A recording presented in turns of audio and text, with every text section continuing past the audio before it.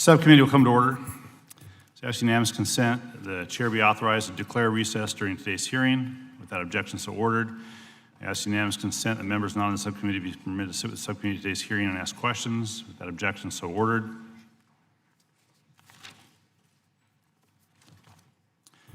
Good morning, and thank you to today's witnesses for joining the subcommittee's hearing today on the state of aviation safety. Recent tragic aviation incidents at home and abroad have shed new light on what is required to ensure the safety of the traveling public. In addition to the integration of new entrants such as drones into the national airspace, they all present new safety and security challenges. Last Congress, this committee passed the Federal Aviation Administration, or the FAA Reauthorization Act of 2018. Bipartisan legislation which set a solid foundation to improve the safety of the nation's airports, pilots, crew, and passengers. Today's hearing is an opportunity to get to the public's perspective on current risks and challenges facing our aviation system and necessary safety improvements. This testimony will also shape our priorities as we continue our investigation of the Boeing 737 MAX and the oversight of the FAA's implementation of last year's FAA reauthorization bill. For the sake of time, I'm just going to speak first about panel 2 and then shift to the first panel. So later this morning, we're going to hear from the second panel, and this fall, the committee will discuss the implementation of the FAA Reauthorization Act. So later at today's hearing, the subcommittee will hear from witnesses on that second panel who are on the front lines of aviation and are critical to ensuring the safety of U.S. aviation. Their testimony will help us prioritize issues for oversight on that legislation. So from the NTSB, when they testify about recommendations outlined in the NTSB most wanted list of transportation safety improvements, I particularly want to hear about Part 135 flight ops and ensuring the safe integration of new technologies. As Congress works to improve the pipeline for the next generation of pilots, debate continues on the strong pilot training rules requiring 1,500 hours of flight time mandated after the Colgan crash. Congress cannot undermine our safety rules simply to respond to market forces of supply and demand.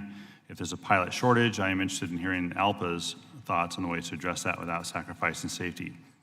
Flight attendant fatigue is a pressing aviation issue. However, the FAA continues to delay the implementation of a mandate requiring at least 10 consecutive hours of rest for flight attendants between duty periods.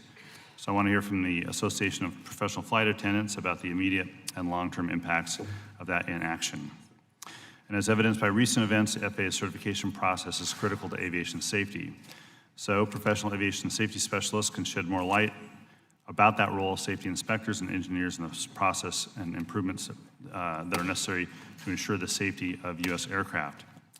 And last week, Chair DeFazio, Vice Chair Davids, Congressman Davis, and Ferguson and I introduced the Fair and Open Skies Act to prevent foreign air carriers from exploiting a flag of convenience to avoid the regulation of their home countries or otherwise undermine labor standards. So when we get to the panel, I would appreciate Transportation Workers Union as well as ALPA and APFA's support of this bill, and would, on behalf of the committee, like to hear more about the importance of maintaining strong labor protections on safety.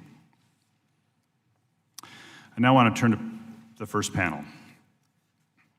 The issue of the 737 MAX is not just about stakeholders in the aviation industry. This committee is a public body and therefore has a responsibility to hear from those most impacted, which unfortunately includes at times of tragedy. And on today's first panel are Mr. Paul Giroge and Mr. Michael Stumo, who both lost family in the Ethiopian Airlines Flight 302 or ET-302 crash, which itself claimed the lives of 157 people. Chair DeFazio and I asked Mr. Giroge to testify today on behalf of the ET-302 families and to give a voice to the 157 victims of that tragic accident. Mr. Giroge and Mr. Stumo, I can't imagine the immeasurable grief that you and your families are experiencing. So on behalf of the entire committee, for members here today and for those who can't join us, I want to extend our sincerest condolences to both of you and your families and all the families during this very difficult time. And we appreciate your willingness to come testify in front of our committee. Your testimony is a crucial reminder of the international role the U.S. aviation system operates within. These crashes occurred on U.S.-made U.S. assembled, U.S. regulated airplanes. The FAA's actions and this committee's efforts clearly have implications for travel around the world. A majority of the victims of ET-302 and Lion Air 610 were not Americans, and therefore it is only right to hear from someone who can better represent the global community impacted by these tragedies. So I want to thank you, Mr. Giroge, for coming in from Canada last night. Thank you for meeting with us, with Ranking Member Graves and I last night as well, Mr. Stumo as well. And I want to as well recognize Tor Stumo, who's here, Michael's son and Nina's son. Tomra Vassier is in the audience, and her husband Charles. She lost her brother Matthew as well. And there are, of course, many other family members who are not here but are certainly represented in our thoughts, our prayers, and in today's testimony. With that, I want to turn to the ranking member, Garrett Graves, for opening comments. Thank you, Mr. Chairman, and thank you for holding this hearing today. First and most importantly, I want to express my condolences, and I think on behalf of everyone here, for the loss that you have experienced. And I appreciate the time and dedication that you have committed yourself to ensuring that every single lesson learned from this can be extracted, and most importantly, that no one ever has to go through this again. You know, there's some amazing statistics about aviation travel. We can sit here and talk about how since 2000, I think it was, since 1997, there's been a 95% reduction in aviation accidents, and you can look at the World Health Organization statistics talking about how there are 1.35 million deaths and up to 50 million injuries due annually to road crashes. In comparison, there was one death for every 3 million flights in aviation. And so we could sit back and say, look, these statistics are great, things are going well, but that is absolutely not appropriate, and we are going to continue to ensure that we learn every single thing that we can, because the hundreds, over 300 lives that were lost, and the experience that y'all are going through is completely unimaginable to me. We met last night, and I made a commitment to you that the process that was used to certify this aircraft will not in any way be used to unground these aircraft. And I look forward to hearing from you. I know that y'all have committed an extraordinary amount of time to ensuring that every single thing that we can learn from this, every single step in this process can be thoroughly examined to ensure that as we move forward, that no other family has to go through this again. And I just want to reiterate the commitment that we made. We're going to take every lesson learned, no matter how painful, no matter the change that it requires, and ensure that appropriate solutions are put in place, not just for this aircraft, but for all aircraft moving forward, and ensuring that these lessons learned are shared with the international community. I know we have a number of stakeholders that are here today, pilots, we have some of the service technicians, we have the flight attendants and others that are represented, a lot of other stakeholders that I think have important perspective. But I want to thank you very much for being here today. Y'all's strength and power has been absolutely amazing through this. And Tor, thank you for being here as well. It was great to meet with you last night, and I look forward to hearing from your testimony in the second panel as well. Thank you, Representative Graves. Chair recognizes Chairman of the full committee, Mr. DeFazio. Thanks, Mr. Chairman, and again, thanks to the families who are here today and for having the bravery to testify and to persevere as we move forward. We lost 346 lives in 2 flights in 5 months, and that's why it's so fitting that you're here today to represent those lives, those families.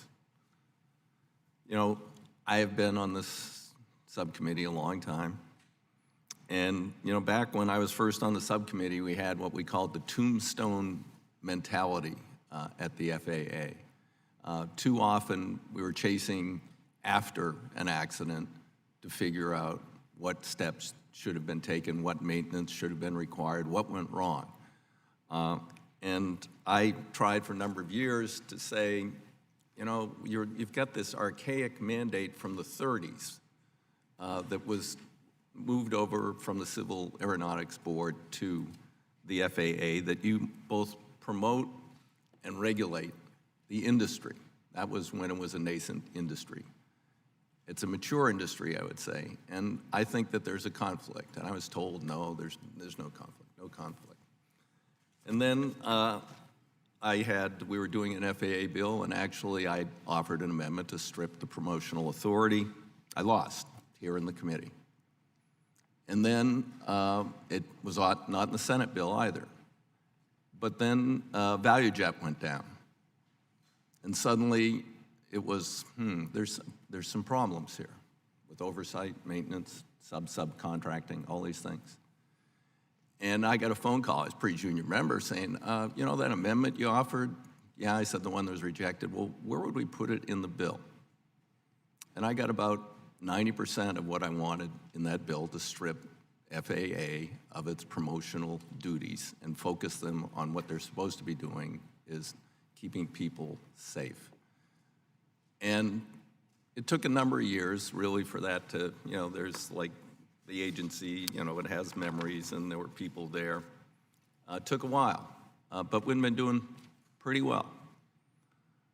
And then along comes ODA, and when it was first offered, I said, I don't understand how this is going to work, and what are the firewalls between the Boeing person who works for Boeing and the Boeing person who works supposedly in the public interest for the FAA. I voted against it when it first went forward, but then when we got around to reauthorization, it seemed like it was working pretty well. We knew we didn't have enough FAA inspectors to do proper oversight. We raised concerns about that during the reauthorization. But now we see that there's very, very significant questions being raised in this matter. The committee is involved in a very in-depth investigation in addition to other investigations, and Justice Department and Inspector General and others are undertaking into how this all happened. You know, we will be hearing from Boeing in the future. When we finish going, we've received a trove of documents, and we're pouring through them. So that's a work in progress. But we're here today to talk about some concerns that are ongoing and hear from the families.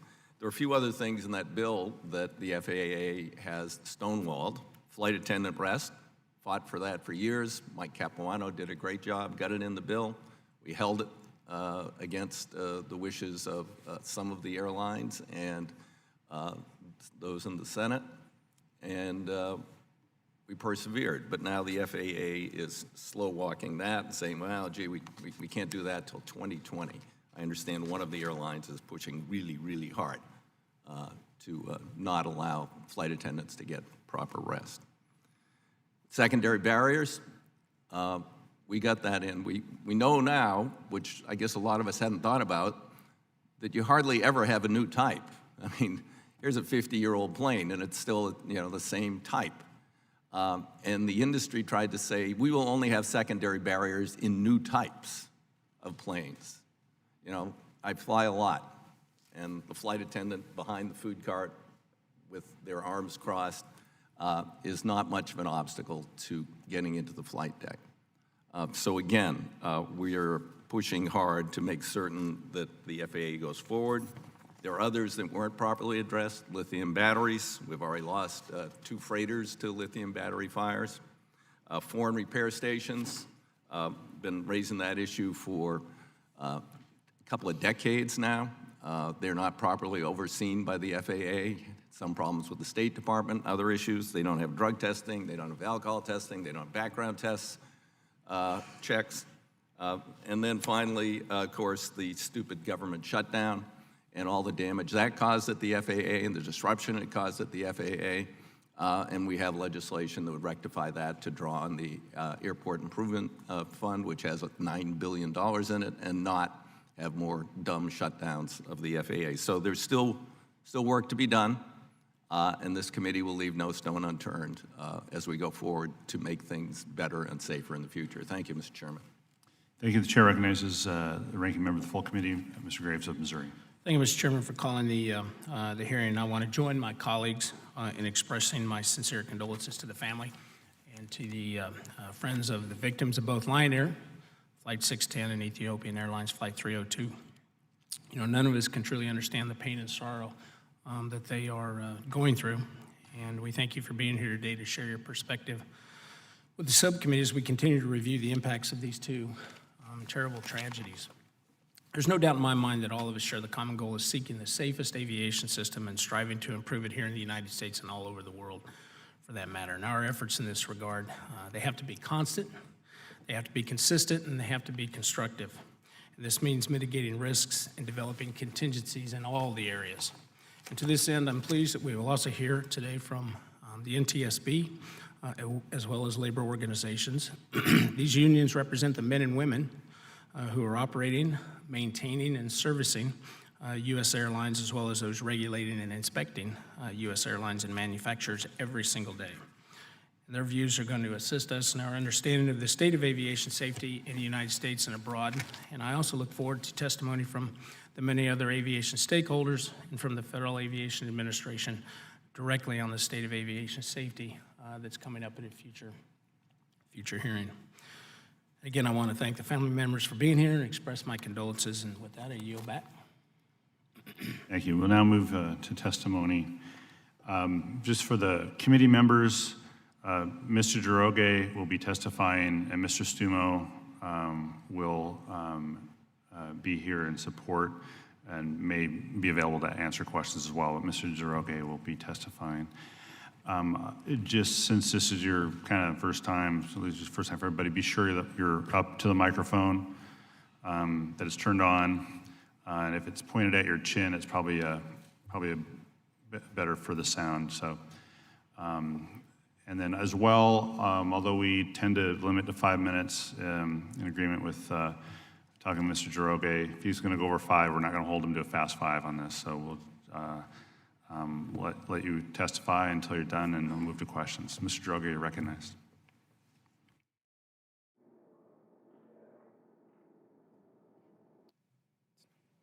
Thank you, Chairman Larson and DeFazio, and ranking members Graves and Graves, for allowing me to testify today. The Boeing 737 MAX crash has killed my wife, my 3 children, my mom-in-law, and 341 others. Today, I speak not only with my voice, but the voices of my departed family, my mom-in-law, and the other 341 victims. My wife, Carol, was a dedicated homemaker and a full-time accountant who wanted to change the world through girl-child education in marginalized communities of Kenya. My 6-year-old son, Ryan, was a super intelligent boy who was fascinated by the galaxy and aspired to be an astronaut. My 4-year-old daughter, Kelly's singing delighted everyone. My 9-month-old daughter, Ruby, was bubbly and a joy in our family. And my mom-in-law, Anne, was a retired teacher of over 40 years who has shaped the world of young men and women through her teaching and counseling. I think about the last 6 minutes a lot. My wife and my mom-in-law knew they were going to die. They had to somehow comfort the children during those final moments, knowing they were all their last. I wish I was there with them. It never leaves me that my family's flesh is there in Ethiopia, mixed with the soil, the jet fuel, and pieces of the aircraft.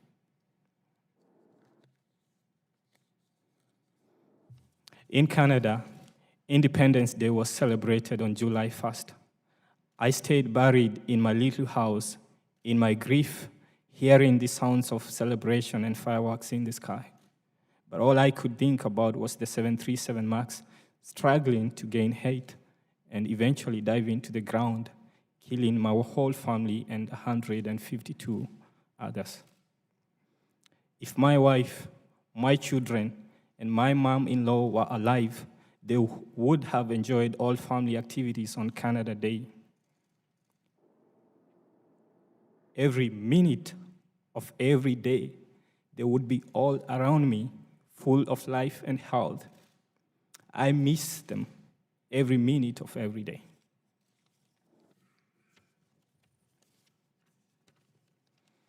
On April 4th, 3 weeks after the deaths of my family, in what I have since learned is a shameful pattern of behavior by Boeing and airplane manufacturers, Boeing shifted focus from the root cause of the crashes, which is the design flaws in the 737 MAX and MCAS, and started talking about foreign pilot error. This distracted from correcting the real causes of the crashes and is an insult to humanity. Boeing and their apologists want to shift scrutiny from their single-minded quest for short-term profits over safety and place it on foreign pilots who, like domestic American pilots, were left in the dark by Boeing. Would they have used the term domestic pilot error if the crash happened in the United States? The term foreign pilot error is utter prejudice and a disrespect to pilots and Boeing customers across the world. Boeing used this fallacy of foreign pilot error to avoid the grounding of the 737 MAX after the crash of Lion Air Flight 610 on October 29th last year. That decision killed my family and 152 others in the crash of Ethiopian Airlines Flight 302 4 months later.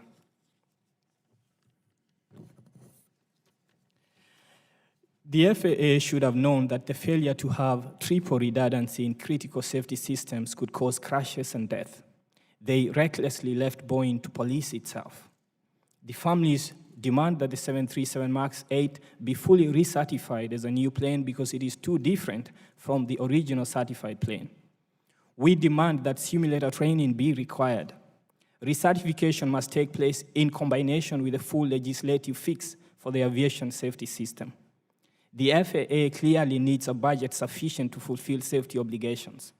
The US Senate should only confirm a new FAA administrator if that person agrees to safety reforms.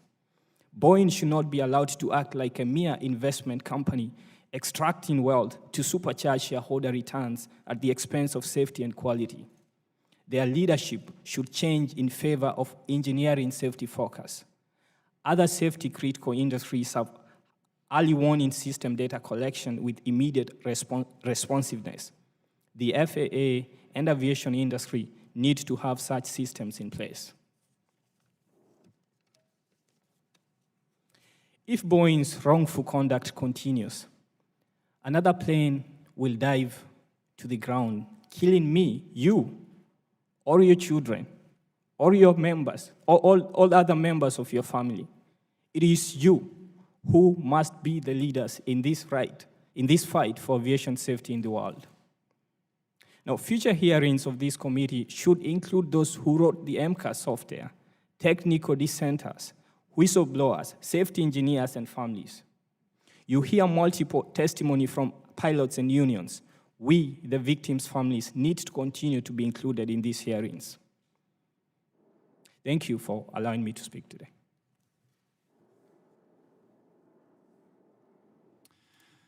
Thank you, Mr. Ziroge, for your testimony, your moving testimony, and your recommendations.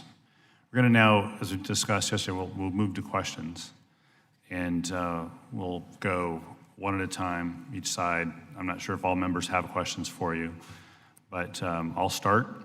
And I know you've come with some recommendations for the committee to consider. And I wanted to ask you specifically about your written testimony and the issue of the changes that we've made about 14 years ago in what we call the ODA, in the Organization Designation Authorization. And I wanted to give you a chance to amplify your written testimony, your oral testimony with your written testimony.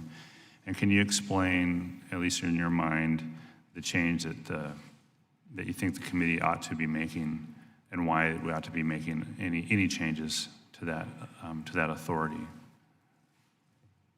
Michael, do you want to? And it's fine if Michael wants to answer as well. It's fine. And then I'll supplement it later. That's fine. Thanks. Thank you, Mr. Chairman. We as families have become not experts, but we do have some opinions. And we are in touch with a lot of the families from both crashes all over the world, and we'll continue providing input and recommendations. It's not just us, but all the families, because we want to include all of them. And our understanding at this point, and I've talked to Boeing safety engineers who have been in the system back in the DER program versus and through the transition to ODA, it was explained to me like this. There have always been timeline pressures and financial pressures, but under the older DER program, when, of course, Boeing still paid these engineers, but they reported to FAA, there were two lines of authority, two chains of command, one up through the FAA side, one through the Boeing side, and the safety culture could put a stop to things if something looked wrong. After the ODA system, and I'm not sure this is entirely clear from the black and white text of reading about these systems, after the ODA system, there was only one chain of command up through Boeing. It was very difficult for the safety culture to stop something, and that was a big change. Groupthink was encouraged. Being creative in fault tree analysis, thinking about what could go wrong and documenting it and preventing against it. You were encouraged not to be terribly creative, or you might have to find another, they might encourage you to go, find another place to work elsewhere, maybe in the company. So that is our understanding and of going back to ODA, is that dual chain of command. There may be others. Thank you. Anything to add, Mr. Droge? Sorry? Anything to add, Mr. Droge? Well, yeah, essentially, what we are saying with the ODA program is that Boeing has an oversight of itself. Yeah. Thank you. I'm going to turn to Mr. Graves, recognized for 5 minutes. Thank you. When I get an opening statement, I talked about statistics. You both being here today and the conversations that we've had make it clear that that these aren't statistics, that these are lives, these are family members, and it's something that it's a message that cannot be overstated to us. Again, I want to thank you for your strength. I want to thank you for your resilience and your commitment to ensuring that no family has to go through this ever again. And it doesn't matter if we get to 99.9% improvements. If there's one life, if there's one injury, we need to keep striving to make sure that we get to perfection. And I just want to say it again. Any process to unground this aircraft, as far as I'm concerned, will not be allowed to resemble the process that was allowed to for these accidents to occur. In fact, I can't even call them accidents, these disasters. So thank you very much, both for being here, and I want to remind you that my door is open, my phone's open at any time, and I look forward to continuing the dialogue with you. But thank you very much for your recommendations. All right, thank you. Thank you. The chair recognizes Mr. DeFazio for 5 minutes. Thank you, Mr. Chairman. Mr. Droge, I read your entire testimony. Very, very thoughtful, compelling. And you're an investment professional, and one of your observations is about the pressures from Wall Street, the concerns regarding how executive compensation is determined on stock price and stock buybacks. Would you like to just comment on that a little bit, since you didn't, you abbreviated your testimony for oral purposes, which we appreciate, but would you like to perhaps elaborate on that a little bit, or at least make that point? Sure, thank you. Basically, when companies repurchase their own stock, they try to send a message out there to the investors that we are bullish about our own company. We believe that our financial performance is good.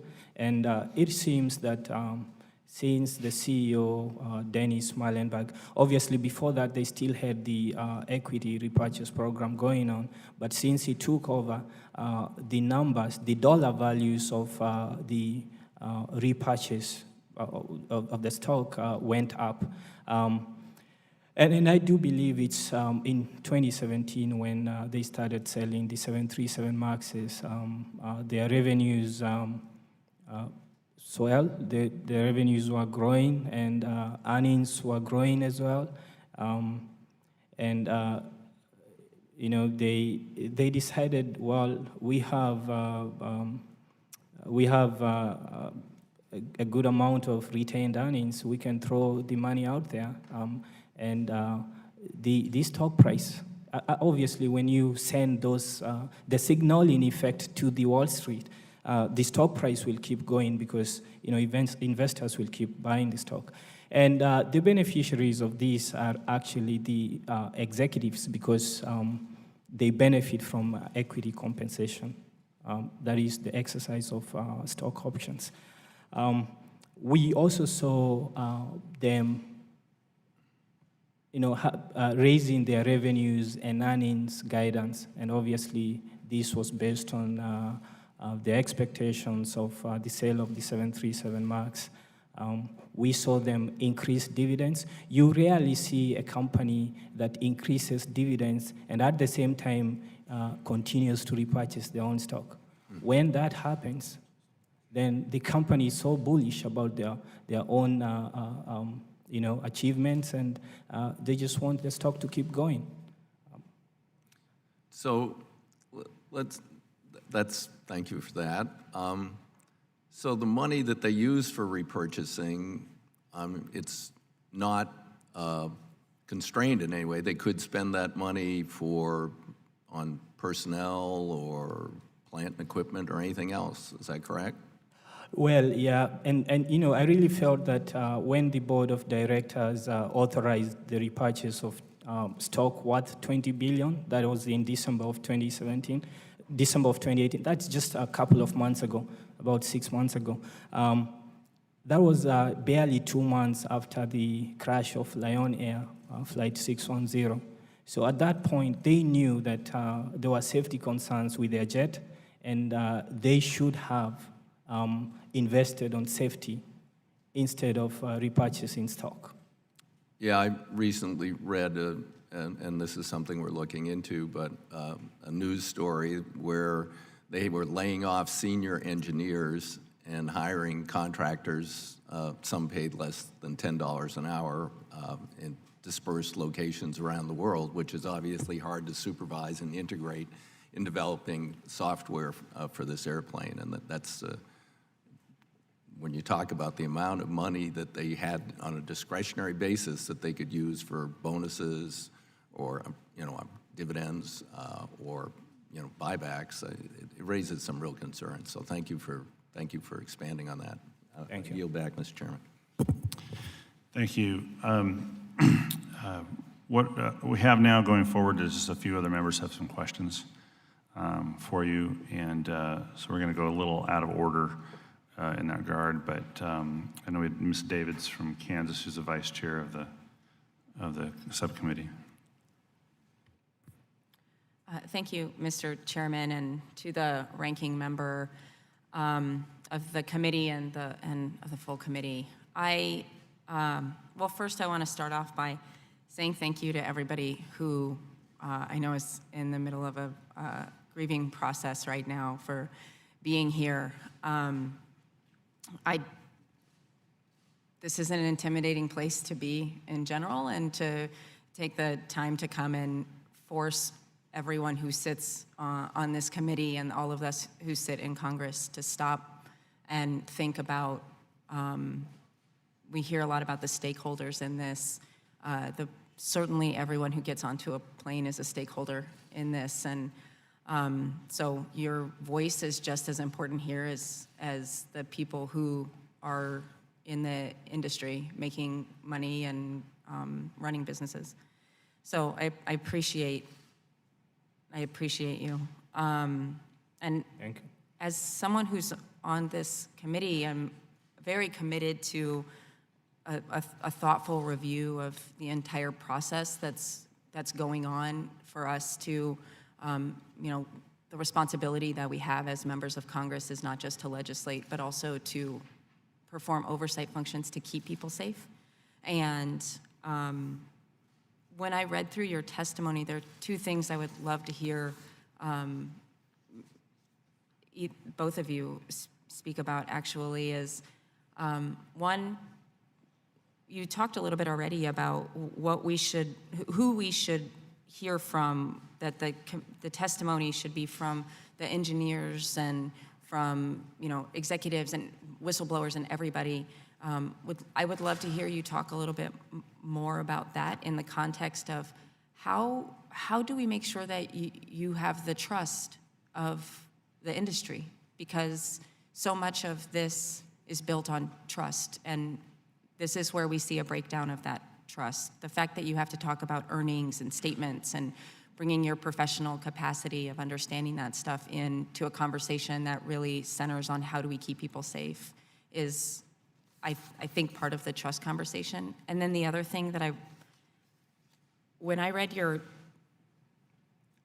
testimony, the fact that you said that Boeing has never reached out to the families really stuck out to me, and I would like to hear you comment on that publicly, because I think that's really important.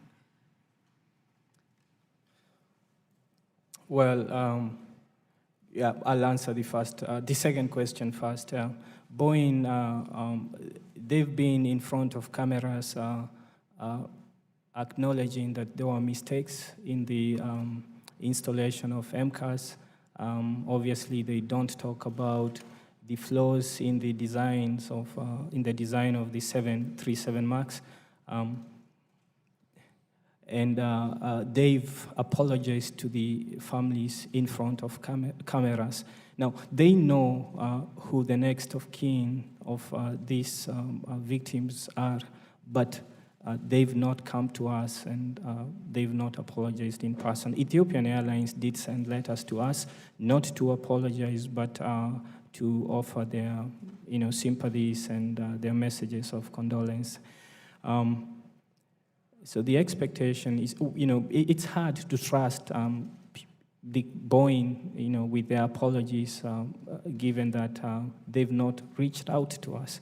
And I do believe that they did that in the days leading up to the Paris Air Show, because it's for commercial reasons. I believe it's a publicity stunt that they just appeared on cameras to apologize to the families. Yeah, I think the families are in agreement that Boeing's apologies to cameras have not been apologies to the families. We were in Ethiopia, our family, after the crash, and the Ethiopian Airlines sent letters, they invited us in, they were reaching out directly. And so it was very much warmer.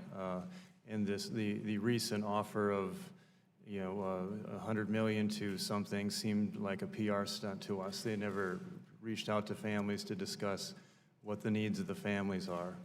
And on the future hearings, the technical dissenters should be heard from, those who dissented from a potential groupthink forced consensus process at FAA. If any, if the committee has identified any, the public should hear them, not just the investigators.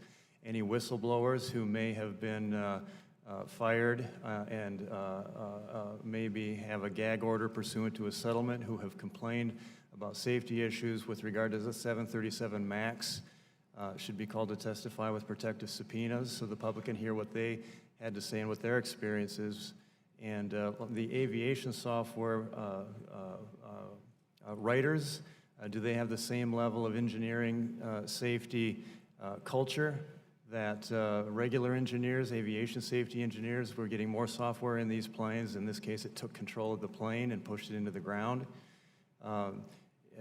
You know, we need triple redundancy in every part of these systems as they merge with, you know, software and hardware. And do software writers really have that kind of culture? We need to hear who wrote that software and what they have to say and what their culture is. And well, you know, to reinforce what Michael said, for this committee to have achieved its objective, and that objective is to do a thorough investigation as to what happened within Boeing and the FAA, the weakness in their internal oversight processes, that a jet that is flawed was designed, certified, and allowed to fly. Then we need to hear from the technical dissenters, from the whistleblowers, the safety engineers as well. Well, I'll just close by saying thank you again, Mr. Njorge and Mr. Stumo, for coming here and being the voices that are sharing with the members of Congress what we need to do to make sure that the trust of the folks who are getting on to planes exists. Thank you. Thank you. So I have just two more members, Mr. Lynch and Ms. Craig. So I'll call on Mr. Lynch for 5 minutes from Massachusetts. Thank you, Mr. Chairman, and thank you for holding this hearing, and I thank the ranking member as well. Mr. Njoroge, thank you so much for coming here, and Mrs. Stumo, for giving voice to your loved ones who cannot speak for themselves. I also want to thank Mrs. Milleron, Nadia, Michael's wife, for spending about an hour with me after the last hearing and talking about her daughter, Samia. I know that Tor and Adnan are here, Samia's brothers, and I know that Tomra Vesia is here on behalf of her brother, Matt, who also perished.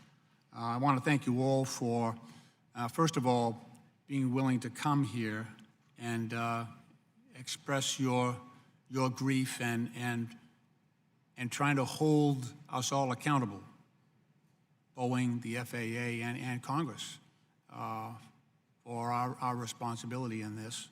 I also want to thank you for your courage in turning your tragedy, your loss, into something that might benefit the general public. Thank you. By making this real, by putting this on us and holding our feet to the fire to make sure that we take every step possible to correct this situation going forward. In my earlier conversations with Nadia, Michael, and I know this is something that Mr. Njoroge has raised as well. At our last hearing, we heard from Captain Sullenberger regarding the retraining of pilots during the recertification process, and once that certification process begins, if and when this 737 MAX 8 is allowed to resume flights. And there is a controversy or some difference of opinion of whether the training for those pilots or retraining for those pilots should be conducted by simulator, or, which is what Captain Sullenberger recommended, or whether it should be allowed to occur by computer, a simple computer program. And I know that Nadia had some strong opinion on it.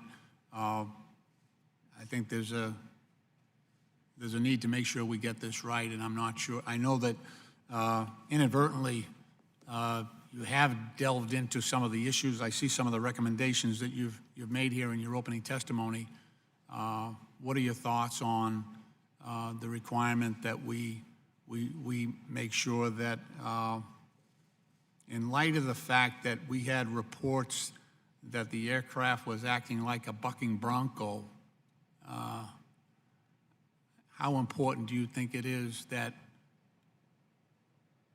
we give each and every pilot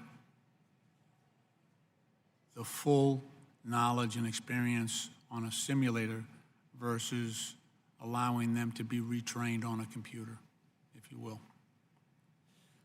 Well, first of all, Boeing should never be allowed to conceal information from the aviation industry, from the pilots and the public, because they did that with MCAS.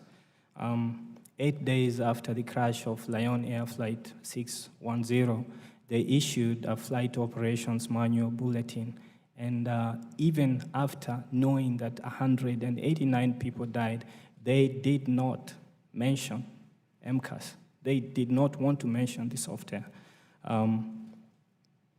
And that means they were just trying to conceal the information, because when you talk of MCAS, then you talk of the design flaws in the 737 MAX. And a lot of times in our lives, we tend to rely on experiences of other people. And when Captain Solenberg spoke, he said that even knowing that, he knew that he knew what will happen, and so when he was trying to do the simulator thing, he got to understand why the pilots could not control that aircraft. And that means that just that iPad training is not enough at all. And so, what I would like, my recommendation is that the pilots should go through a simulator training, and the flight's operations manual should always disclose everything that is in an aircraft. And that should never happen again. I mean, that's criminal. Why would you conceal information of an important software that can take control of the plane? And that's what happened. MCAS took control of that plane. The pilots could not recover it, and they just dived to the ground. So that's something that this committee should look into. Thank you. Michael? Steve? Yes, thank you for the question. This plane, we definitely want simulator training as families. It was,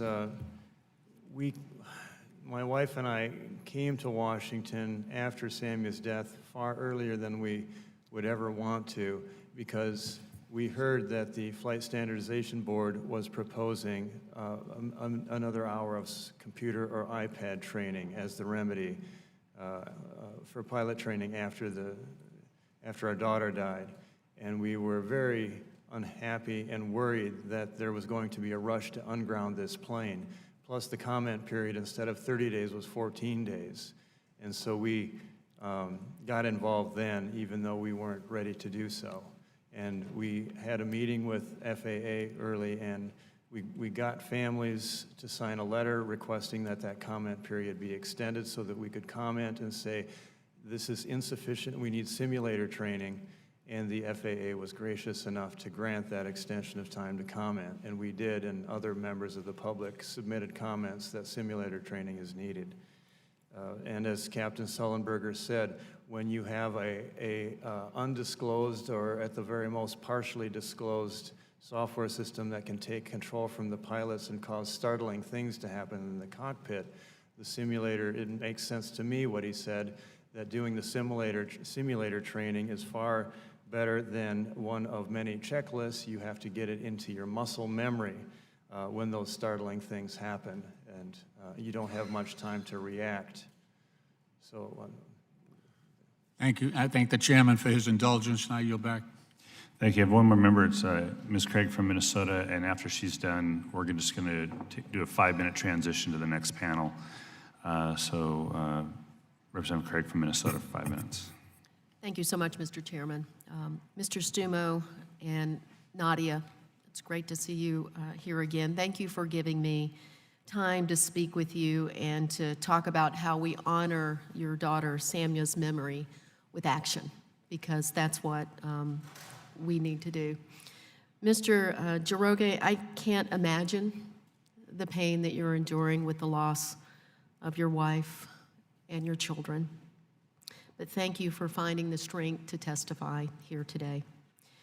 I want to continue focusing on what more we can do to develop those robust post-market, after these planes are out and they're bucking like broncos, as my colleague said, what more we can do to make sure that we have a robust system for identifying these red flags before crashes occur.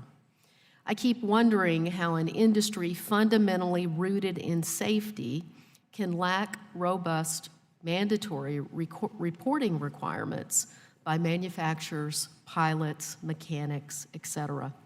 In the last hearing, I asked about the Aviation Safety Action Program and the Flight Operations Quality Assurance, and whether these operational reporting schemes were catching the mechanical malfunctions or red flags in this country. I also have wondered how Boeing could not be required by law to compile and publish near-miss malfunctions. It's hard to believe that not a single pilot anywhere in the world went head-to-head with this malfunctioning MCAS system, overcame the software, landed with information about that experience, and that the public did not know that.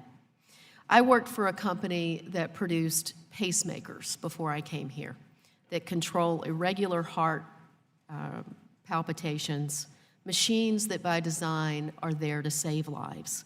Yet we had those kinds of robust reporting requirements. Why don't the airlines and manufacturers? Mr. Jaroge and Mr. Stumo, you testified in support of the FAA creating a system that would require manufacturers, airlines, pilots, and others to develop this kind of early warning system. The industry, though, has advocated in favor of the Aviation Safety Action Program and the Flight Operations Quality Assurance reporting systems. Do you think these are currently enough? And what other changes do you think the FAA must incorporate for all parties to be held accountable for putting safety first and make sure adverse events don't go unreported or unnoticed? Thank you for that question.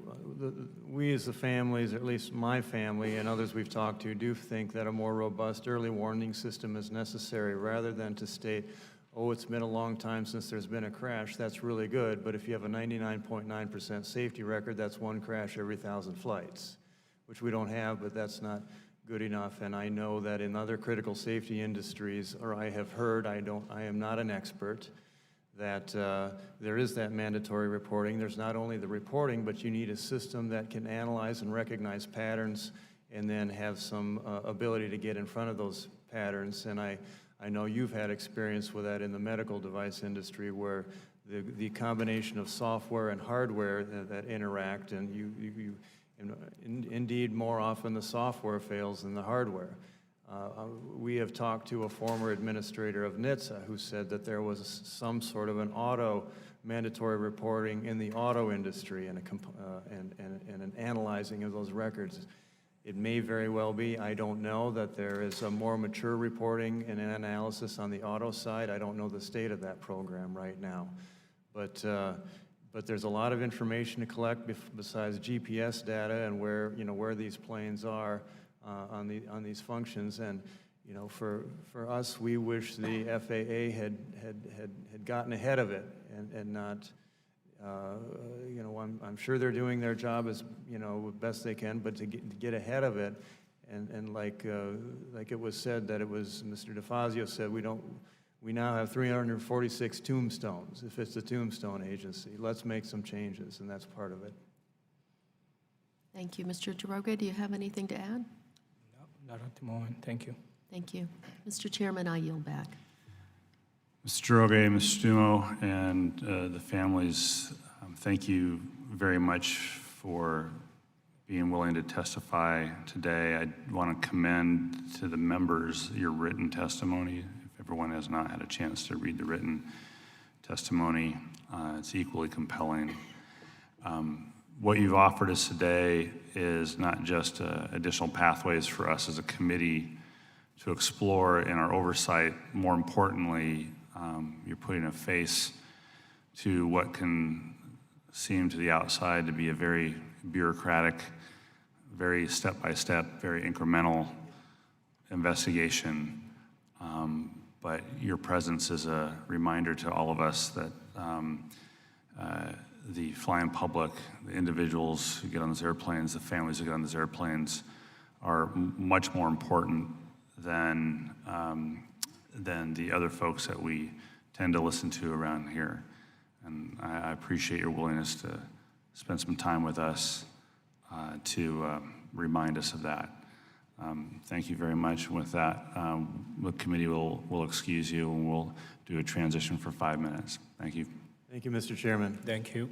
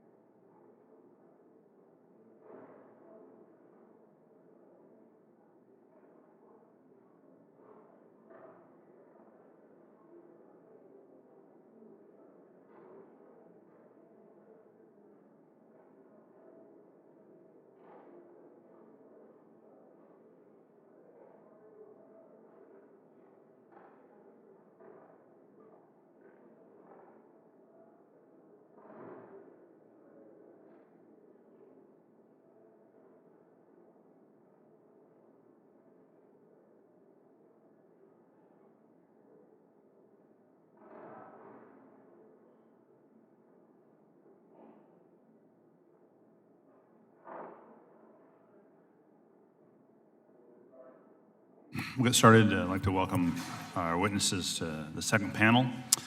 Ms. Dana Schultz, Acting Director, Office of Aviation Safety of the NTSB, Captain Joe Pete, President of Airline Pilots Association International, Ms. Lori Bassani, National President of the Association of Professional Flight Attendants, Mr. Mike Perrone, National President, Professional Aviation Safety Specialists, and Mr. John Samuelson, International President, Transport Workers Union. Thank you for being here today. We do look forward to your testimony. In my opening statement, I make comments about what I'd like to hear from each of you. And without objection, though, our witnesses' full statements will be included in the record. And since your written testimony has been made part of the record, the subcommittee requests you limit your oral testimony to 5 minutes. With that, Ms. Schultz, you may now proceed. Thank you. Good morning, Chairman Larson, Ranking Member Graves, and members of the subcommittee. Thank you for inviting the National Transportation Safety Board to testify. I am the Acting Director of the Office of Aviation Safety within the NTSB. First, I would like to express my condolences to the loved ones of those lost in recent aviation disasters. We must learn from their pain and strive to close the gaps in safety that allowed these tragedies to happen. The NTSB is an independent federal agency charged by Congress with investigating every civil aviation accident and certain incidents in the United States and issuing safety recommendations aimed at preventing future accidents. We conduct about 1,400 investigations each year. In the last decade, the number of aviation accidents and deaths have declined overall, from 539 fatalities in 2009 to 401 in 2018. Nearly 92% were in general aviation. The remainder, primarily Part 135 operations, represent a prominent gap in aviation safety that is on our most wanted list. Currently, air medical, air taxi, charter, and on-demand operators are not required to meet some of the same safety requirements that have proven effective at enhancing the safety of commercial airline operations.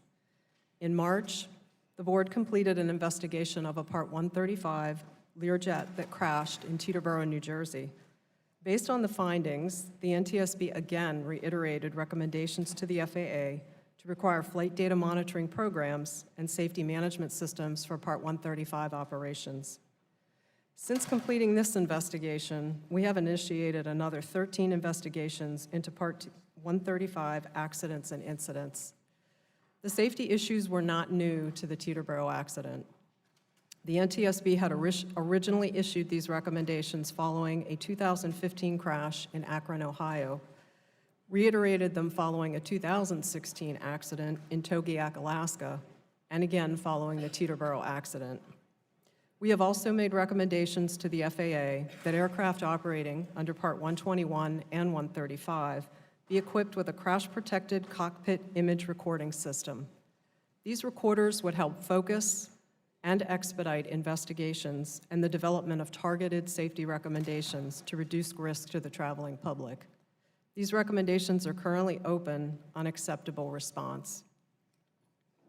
Unfortunately, there are also cases of paying passengers aboard aircraft where the operation is exempt from Part 135. On June 21st, a skydiving flight crashed in Hawaii, killing 11. In March 2018, a sightseeing flight crashed in New York, killing 5. Both flights were operating under less stringent Part 91. Regardless of the purpose of the flight or the type of aircraft, commercial aviation should be safe. Our most wanted list also includes strengthening occupant protection. Seatbelts and restraints do reduce injury and death.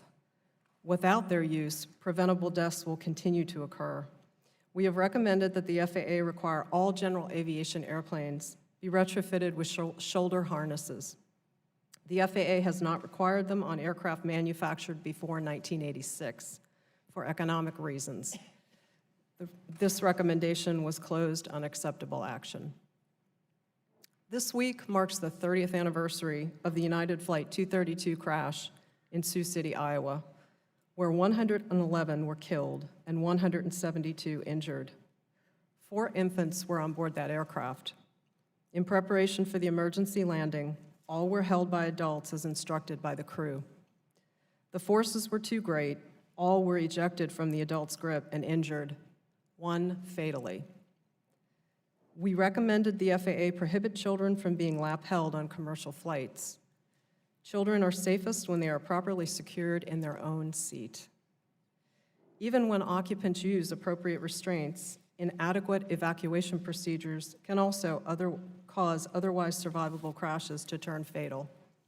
Evidence of passengers retrieving carry-on baggage during recent emergency evacuations demonstrates that previous actions to mitigate this potential safety hazard have not been effective. We recommended the FAA develop best practices through an industry working group for evacuation. This recommendation is currently open on acceptable response. Last, another area of concern for emerging transportation technologies, such as unmanned aircraft and commercial space systems operations. The NTSB continues to grow its expertise in both areas, completing our first commercial space investigation in 1993 and first investigation of a mid-air collision between an aircraft and a drone in 2016. As the number of these operations grow, it is inevitable that the need for our investigations will too. We continue our focus in these areas and appreciate this committee's commitment to ensuring we have the resources to proactively be ready to advance safety into the future. Thank you again for the opportunity to discuss the work that the NTSB is doing to make transportation safer. There continues to be room for improvement, and the NTSB stands ready to work with you to improve the safety of our nation's aviation systems for all users. I'm happy to take your questions. Thank you very much. Captain Pete, you're recognized for 5 minutes. Yes, good morning. Thank you, Chairman DeFazio from the full committee and Ranking Member Graves, Sam Graves, and also Chairman Larson and Ranking Member Garrett Graves, and the subcommittee members. On behalf of the 62,000 pilots that I represent at 34 airlines in the United States and Canada, I wish to express our sincere condolences to the loved ones of the victims of the Ethiopian Airlines and Lion Air accidents. We cannot know the depth of your grief, but we can share in your determination to leave a legacy of safety improvements for those you have lost. As a 40-year pilot, the highest standards of safety have been at the forefront of my flying career. As president of the Airline Pilots Association, the world's largest non-governmental aviation safety organization, I could tell you that all pilots, all airline pilots, share this dedication. While airline accidents are rare, even one fatal accident is one too many. Over the years, ALPA has helped develop an investigation process to identify all the contributing factors, evaluate needed changes, and most importantly, implement those changes to improve safety. The results include the first officer qualification, experience, and training requirements that emerged from the Kogan 3407 investigation. These requirements are a major reason why the U.S. industry has not experienced a pilot training or operational related fatality on a U.S. passenger airline in more than 10 years. And this is why ALPA has called upon the International Civil Aviation Organization to set global pilot standards. But incredibly, even when safety improvements like these are codified in law, thanks to many of you here in this room today, some still seek to undermine them. While we've made strides, we have more to do. ALPA will continue to help identify improvements not only during these investigations, but also in the long term through the industry's risk-predictive, data-driven approach to enhancing safety. We will never stop fighting against those who put profits before the safety of our passengers, cargo, and crew. Our safety commitment means that ALPA will be fully involved in understanding what went wrong and evaluating how to move forward with the Boeing 737 MAX once the FAA final review is complete. We've made clear that questions must be answered in the areas of oversight, aircraft certification, and delegation of authority. ALPA will work tirelessly to ensure that industry and government make the changes necessary to safeguard our system. Equally important, our industry must be more determined than ever to prevail against special interests that would have us ignore the lessons from the past. For example, we must deliver on Congress's intent to install secondary flight deck barriers on all newly manufactured passenger aircraft, a lesson we all learned from the 9/11 report. And we still have work to do to achieve one level of aviation safety by applying science-based flight, duty, and rest requirements to pilots like myself who fly cargo, and mandating intrusion-resistant flight deck doors on cargo aircraft. Likewise, our industry must continue to make improvements to safeguard the shipment of dangerous goods and lithium batteries and eliminate shipments of undeclared dangerous goods. Today, ALPA released a new report that lays out the indisputable safety benefits of the presence of at least 2 fully qualified, adequately rested, and highly trained pilots on the flight deck. We know, as do our passengers, that the presence of at least 2 pilots on board our airliners not only contributes to a proactive, risk-predictive safety culture, it's the reason why U.S. air transportation is so safe today. The importance of a strong safety culture is one reason that ALPA opposes allowing foreign airlines with flag of convenience business models to serve the United States. These schemes create an unstable work environment for employees that can discourage proactive safety reporting. I commend Chair DeFazio, Aviation Subcommittee Chair Larson, Vice Chair Davids, and Representative Davis, and this subcommittee for supporting legislation to enable the Department of Transportation to determine whether airlines using these harmful business practices should fly to the United States. The House included a similar provision in the recent FAA reauthorization, and I hope the Fair and Open Skies Act will move quickly. And to finish, as pilots, our priority is always safety. We make certain our industry learns from the tragedies we see, and we make improvements. Whether it's the decision on the return to service of the Boeing 737 MAX or to take off on every flight, it is safe to fly when the pilot in command says it is. Thank you for giving me the opportunity to speak to you all today. Thank you. Thank you. Ms. Pisani, you're recognized for 5 minutes. Good morning, Chairman DeFazio, Chairman Larson, Ranking Member Graves, and members of the Aviation Subcommittee. My name is Lori Pisani, and I'm the president of the Association of Professional Flight Attendants.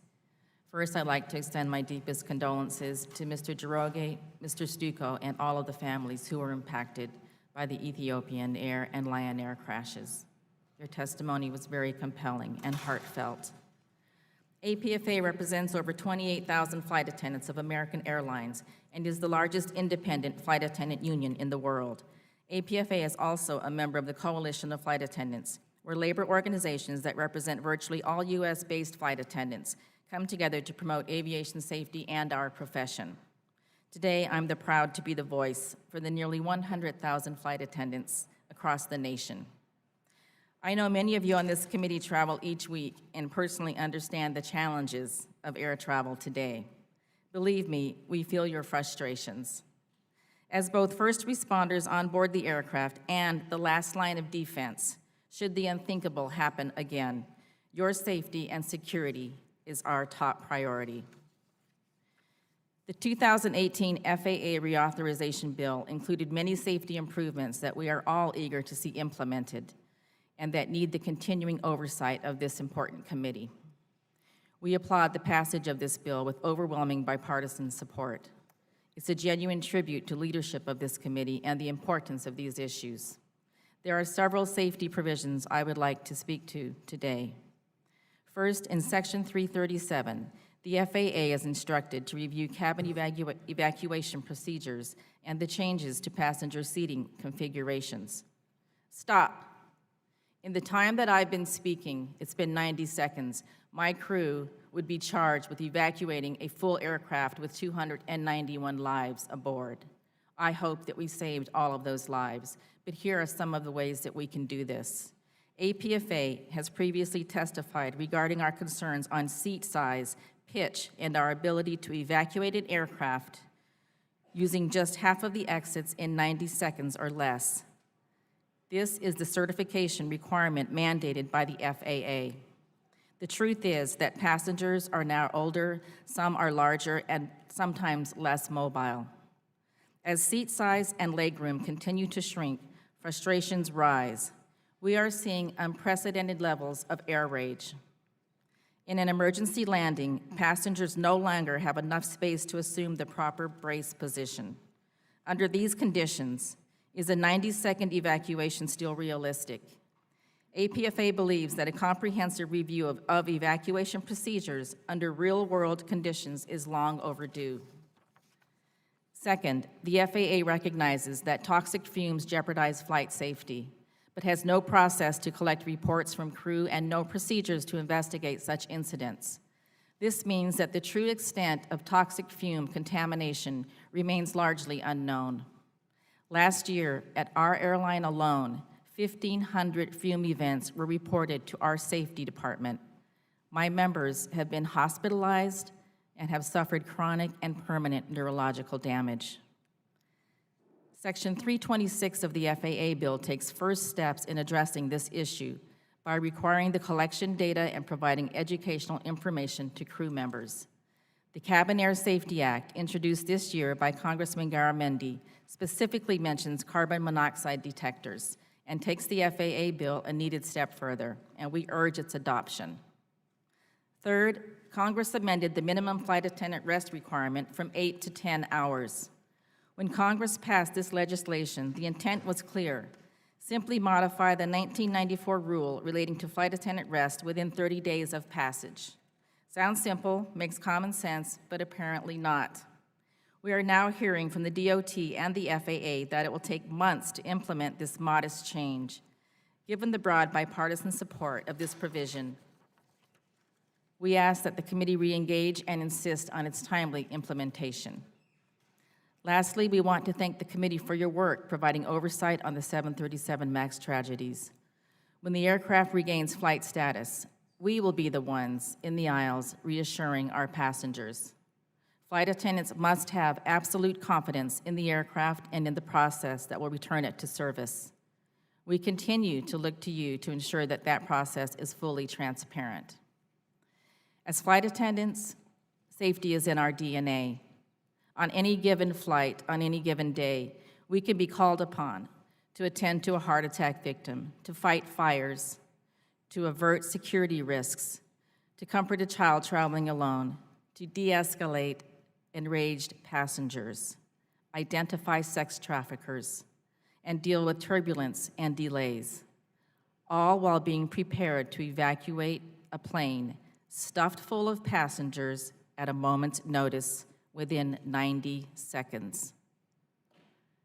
We need to know and be able to communicate to the traveling public, our guests, that we have and will continue to have the safest aviation system in the world. Thank you. My testimony is now complete.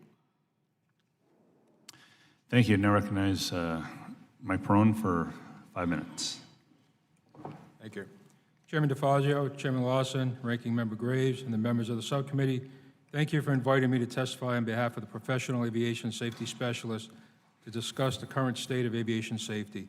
While the United States remains the world leader in aviation, PASS agrees with the subcommittee that it is time to examine all factors that influence aviation safety.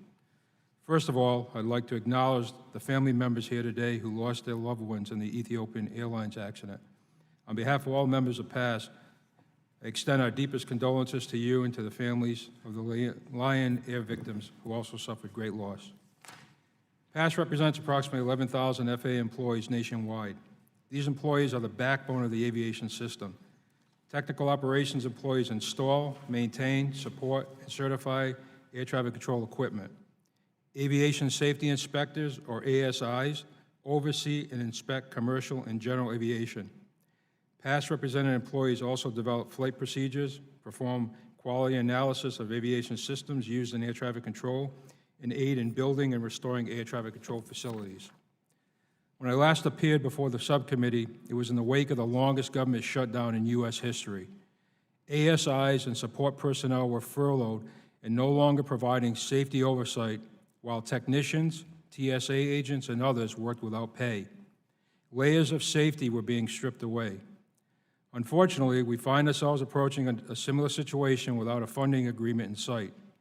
It is imperative to the integrity and safety of the national airspace system that Congress and the White House work to avoid another shutdown. The uncertainty of the current political environment also threatens the FAA's ability to attract and retain the highly skilled workforce that it requires. Staffing and training challenges have plagued the FAA for years. Within air traffic, inadequate technician staffing at critical airports across the country remains a challenge, resulting in increased restoration times during an outage and more air traffic delays. Staffing shortages can also put FAA employees at risk. The safety of the system starts with the safety of all FAA employees. The agency does not even know how many employees are adequately needed to perform safety-critical work. For example, this committee saw fit to include in the provision of the 2018 FAA reauthorization, directing the FAA to re-examine the ASI staffing model. However, it remains unclear when this work will be completed. ASIs are vital to the FAA certification processes that ensure aircraft and equipment that meet FAA airworthiness requirements. Past represented employees and flight standards issue certificates and approvals for commercial air carriers, repair stations, pilot, and others to operate in the NAS. While the FAA inspectors are integral to the certification process, individuals and ODAs are often granted more authority to conduct certification functions traditionally performed by FAA inspectors. Designees are now performing more than 90% of the FAA certification activities, despite serious concerns by the Inspector General and past that oversight is lacking. While the delegation of this authority may be deeply integrated into the certification process, now is the time to make sure that the FAA is providing the proper oversight of the program to ensure its success moving forward. Unfortunately, after the two tragic accidents that led to the grounding of the 737 MAX, and with the agency facing intense scrutiny, the FAA continues to rapidly expand the delegation program, further removing ASI oversight from the certification process. PASS has urged the FAA to halt further expansion of delegation until the investigations relating to the 737 MAX are issued, and would appreciate the committee's support on this matter. This is but one example where risk is continually being introduced into the system that may not manifest itself for years to come. I'd also like to highlight the work performed overseas on U.S. aircraft at foreign repair stations. Domestically, FAA inspectors perform unannounced inspections of repair facilities. However, foreign facilities receive announced inspections, giving those facilities advance notice to ensure compliance before inspectors arrive. Foreign facilities should be subject to the same requirements as domestic repair stations. No other technology will alter the makeup of our airspace like the integration of drones. With over 1 million drones registered, the agency is facing a new set of safety, staffing, and training challenges. As drones are now sharing airspace with manned aircraft, ASIs and aviation safety technicians are tasked with ensuring the safe operation and compliance with federal regulations. Past fears that, similar to the many other areas of aviation safety, FAA employees will be forced to oversee this booming industry without the proper guidance and training. It shouldn't take a tragedy before the agency recognizes and reconsiders this approach. In closing, PASS emphasizes that the safety of our airspace starts and ends with the investments in the employees who oversee and maintain it. Anything short of that is simply gambling with aviation safety. Thank you very much for the opportunity to testify on this important issue, and I look forward to any questions. Thank you. We now recognize Mr. Samuelson for 5 minutes. Okay, thank you, and thank you, Chairman DeFazio, Chairman Lawson, and Ranking Member Graves for holding this hearing today. My name is John Samuelson, International President of the Transport Workers Union, representing over 150,000 members in the USA and the Caribbean. In the aviation industry, our members work as mechanics, flight attendants, ramp workers, pilot instructors, airline dispatchers, and fleet service workers. Frontline aviation workers are responsible for maintaining our air safety and security system. We often have the best view of airline safety gaps, so giving all of us the opportunity to share our experience and recommendations is very important. Today, I'd like to highlight two important safety issues. Legally, the FAA requires that all U.S. flagged commercial aircraft be maintained to the same standard. However, the FAA has actually exempted maintenance work done outside the United States from many safety standards. The result is now a two-tier safety system that encourages airlines to offshore more and more work, introducing more and more risk into our aviation system. Foreign repair stations are exempt from regulations requiring mandatory security and background checks for workers, risk-based safety and security evaluations for facilities, drug and alcohol testing, unannounced FAA inspections, and FAA certification standards for mechanics and technicians. Congress has already directed the FAA and the DOT to address several of these safety gaps twice in the past decade. Compliance with these mandates are years overdue. FAA delays led to a boom for foreign repair stations. The number of these facilities has grown by more than 30% in just the past 4 years.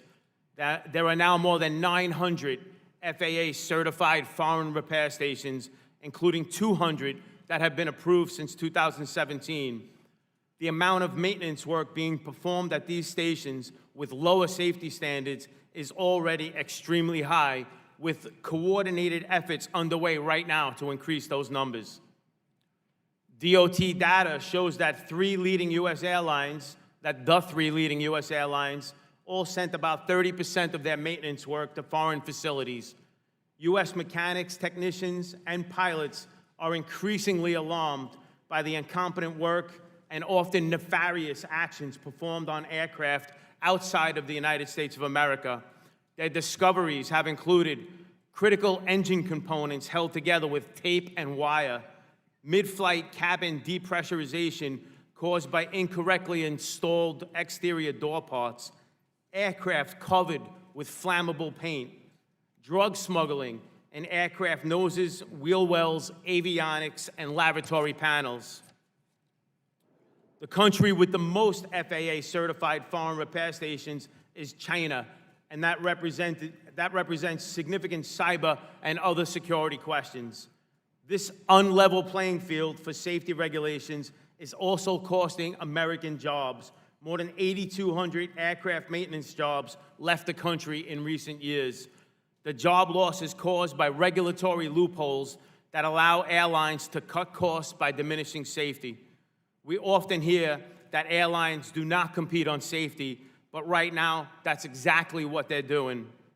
Congress and the administration have to live up to this ideal by immediately closing all the loopholes that encourage moving this important maintenance work outside of the country. I'd also like to highlight another problem, which was just touched on by President Pisani, and that's cabin air quality. The atmosphere surrounding aircraft at 40,000 feet above sea level is too thin to breathe. So modern aircraft heat air from around the wings and over the engines and then compress that air before circulating it into the cabin. These nerve agents are absorbed by both inhalation and through the skin. Repeated or prolonged exposure to these agents, like that endured every day by flight attendants and frequent air travelers, can have devastating health effects. These incidents are being reported more and more often now because of rising public awareness and because of trade union advocacy. Just 3 days ago, a commercial plane made an emergency landing because of a fume event that made passengers and crew alike sick. Aircraft aren't even equipped with sensors to alert the crew when fume events are occurring. This makes reporting and responding to these events extremely difficult. I want to say thanks to Representatives John Garamendi and Pete Stauber for introducing the Cabin Air Safety Act. It directly addresses the health and safety concerns presented by these toxic fume events. The TW fully endorses this legislation, and we hope the committee will take action on it soon. Thank you very much for the opportunity to testify. Again, looking forward to questions. Thank you, President Samuelson. Thank you, everyone, for your testimony today. We're going to move down to member questions. Each member will be recognized for 5 minutes, and I'll start by recognizing myself for 5 minutes. My first question is for Ms. Schultz of the NTSB. With regards to emerging technologies and the need for growing expertise at the NTSB to match the use of the airspace, does NTSB have a plan to develop that expertise? And if not, what's your plan to develop the plan for that expertise? Well, thank you for your question, Chairman Larson. We do have a plan with regard to drones in the aerospace and in the National Airspace System. We have, since our first investigation of a drone accident back in 2006, been looking at this issue very seriously. We recognized at that time that this new segment of the industry was coming. In 2010, we actually changed our regulation to address unmanned aircraft systems in our rule. We added UAS accident in our accident definition in our regulation. And then shortly thereafter, we also issued guidance to the industry for reporting standards to help them understand what's reportable to us. And so we have also continued along that line by having a specialist identified, an expert internally within our organization, who has helped us develop our investigative protocols for investigating drone accidents. As I mentioned, in 2016, we investigated our first drone midair collision with an aircraft, a helicopter over New York City, or I'm sorry, near Staten Island. And so we are very interested and very engaged in that technology, and we do appreciate the committee's support in helping us get there. Yeah, and your investigation protocol, is it drone on anything, or is it drone on aircraft, aircraft on drone, or is it drone on drone? So our reporting standard. What do you care? Yeah, Sure. At what Nope, point do you care on that's that? a very good question. We do not investigate hobbyists, so we're focused more on those operators who are certified under one of the FAA requirements. But in terms of our accident definition, any UAS accident involved that would result in a serious injury would be considered an accident, no matter what the size of the drone. If there's not an injury involved, but there's substantial damage, it's for drones that are 300 pounds or greater. Probably maybe have further questions later. President Perrone, there's an ongoing debate on whether the FAA is adequately including aviation safety inspectors in the certification process, particularly those overseeing ODA.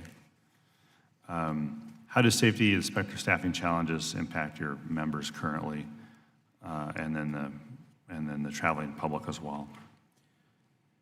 So the problem that we have, past believes that the FAA doesn't have enough inspectors. They don't have the staffing and also training to keep up with it. The ODA program is expanding, like I said, more than the FAA can handle it. And we just want the FAA to be able to understand they need to have the oversight available. We understand industry has the expertise. They're going to do what they need to do, but bottom line for FAA, the regulatory side of the house, they have to have enough inspectors with the knowledge to understand what's going on, and if they're going to sign off on the ODA program, they have to be there. The FAA's position right now is they're data collectors. So our inspectors used to go out, kick the tires, visit the aircraft industry, and see and have a rapport with the industry as well as the folks working on the equipment. They've changed that philosophy. They have and rely on industry giving data to the FAA, and our inspectors just look at that data, then sign off. That's not, again, a good position to be in. And with the government shutdown during that time frame, industry kept rolling, and our inspectors were sitting at home because they were furloughed. So all that backlog work, plus their normal work once they came back, was a rush to get everything done. Things could fall through the cracks. So given staffing issues and training issues and combining that with these emerging technologies in the airspace, are you changing how you train incoming inspectors to address issues like drones or this commercial space transportation issues, or how is the training changing? So we're trying to get the FAA to work on the training issues as well. One of the things that we tried also, we twice put in for the Drone Advisory Committee, and the DOT did not pass on there. Again, our folks represent the inspectors who are going to end up ultimately overseeing the regulation. We've asked the FAA why we were not included. They said DOT made the decision, so we've asked, can we get a response? So we agree training needs to be modified and changed, and since it's a permissible subject, the agency can or not include us. Thank you. Turn to Ranking Member Graves for 5 minutes. Great, thank you. Mr. Chairman, I appreciate it, and I want to thank all of you for your testimony today. Captain DePete, earlier today there were calls for more proactive early warning system type program to be put together to identify any safety concerns associated with aircraft. Could you explain right now, I think pilots are stakeholders in this as well, can you explain right now what type of system is provided for that allows for that type of reporting to bubble up? Sure, absolutely. Thank you for the question, Ranking Member Graves. You know, back in 1997-98 time period when, after a series of major accidents occurred and the commercial air safety team was formed, a very aggressive data collection effort became underway, where measurements of over 150 streams of data come in. With the ASAP program, the Aviation Safety Action Programs are inclusive, and the FOCA program, the Flight Ops Quality Assurance, was also included that. And then very soon after, we saw 4 accidents occur, culminating with Colgan. And that led to taking a look at completing the circle and looking at the way pilots were trained. We instituted, thanks to the work of this committee, flight time and duty time regulations, although cargo was carved out ultimately, as you know. Not always looking for one level of safety. But that led to the safest period in aviation history in America, where I can say that we've moved close to 3/4 of the world's population in metal composite tubes in the lowest stratosphere without a single pilot-caused fatality, with the exception of the one Southwest aircraft that had the fan blade. And so it is my belief here that the absence of accidents is a wonderful thing, but it's all the more important that we remain diligent and committed to safety, to look more and more into how we can better report. We've got a strong, resilient system right now, a very robust system. It's working. Although, obviously, we're here today and we heard from some of the families behind me, something happened that wasn't supposed to happen. Many years ago, like I said, we had a forensic approach, where the tombstone mentality that you mentioned, Chairman DeFazio, and now we have a risk predictive model.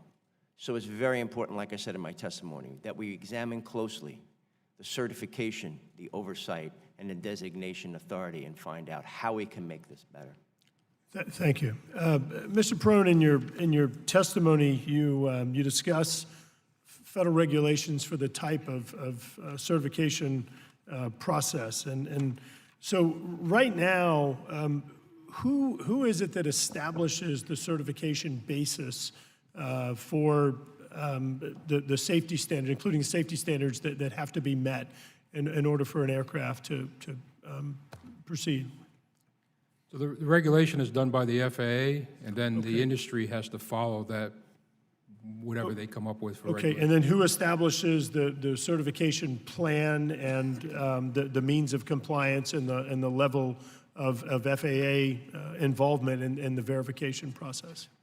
So again, I think the industry, Boeing or whoever, comes up with a plan on how to do it, and the FAA oversees that procedure. So wait a minute. You're saying that the FAA, that Boeing or the manufacturer would actually come up with the certification plan, including the means of compliance and the level of FAA involvement?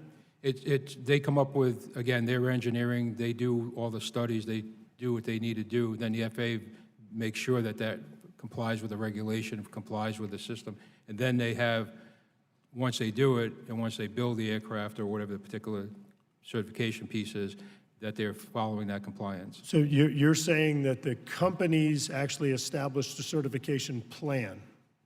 They're the ones that, correct, they're the ones that know the best way to come up with that engineering design, and then the FAA oversees it. I don't think that's accurate, and I'm very anxious to hear from the FAA on actually that certification process. And then lastly, who is it that actually verifies that all of the requirements have been met in the type of certification that's issued? So just to clarify, the FAA procedure, the certification procedure, if I said it, missaid it, they come up with a plan. This is what you need to do. The engineers build that, and then the FAA oversees that to make sure they followed it. I was concerned because you noted in your testimony, while investigations are ongoing, what we do know is the FAA has delegated primary oversight of the MAX to Boeing, and I was concerned about that because I'm concerned that might have left folks with a different understanding than I have in regard to the process or the role that FAA plays versus the manufacturer, and I'm not sure that FAA would concur, and I just wanted to make sure I we misspoke, clarify. is what I was trying to come up with. Thank you. Thank you, Mr. Chairman. Thank you. Before recognizing Chair DeFazio for 5 minutes, I ask unanimous consent that the following item be entered into the record of today's hearing: a letter from the Association of Flight Attendants, CWA, regarding child restraint.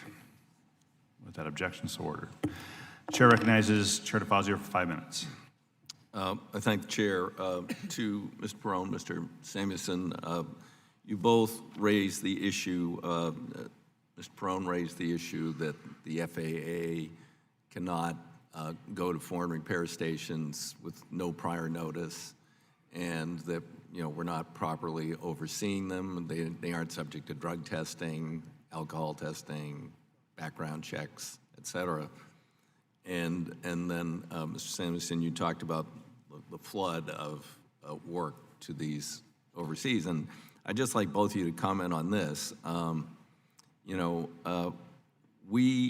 are no commercial flights, to the United States from El Salvador, yet airlines are taking empty planes to El Salvador for maintenance and repairs. This causes some concern to me. I mean, either of you want to comment on that?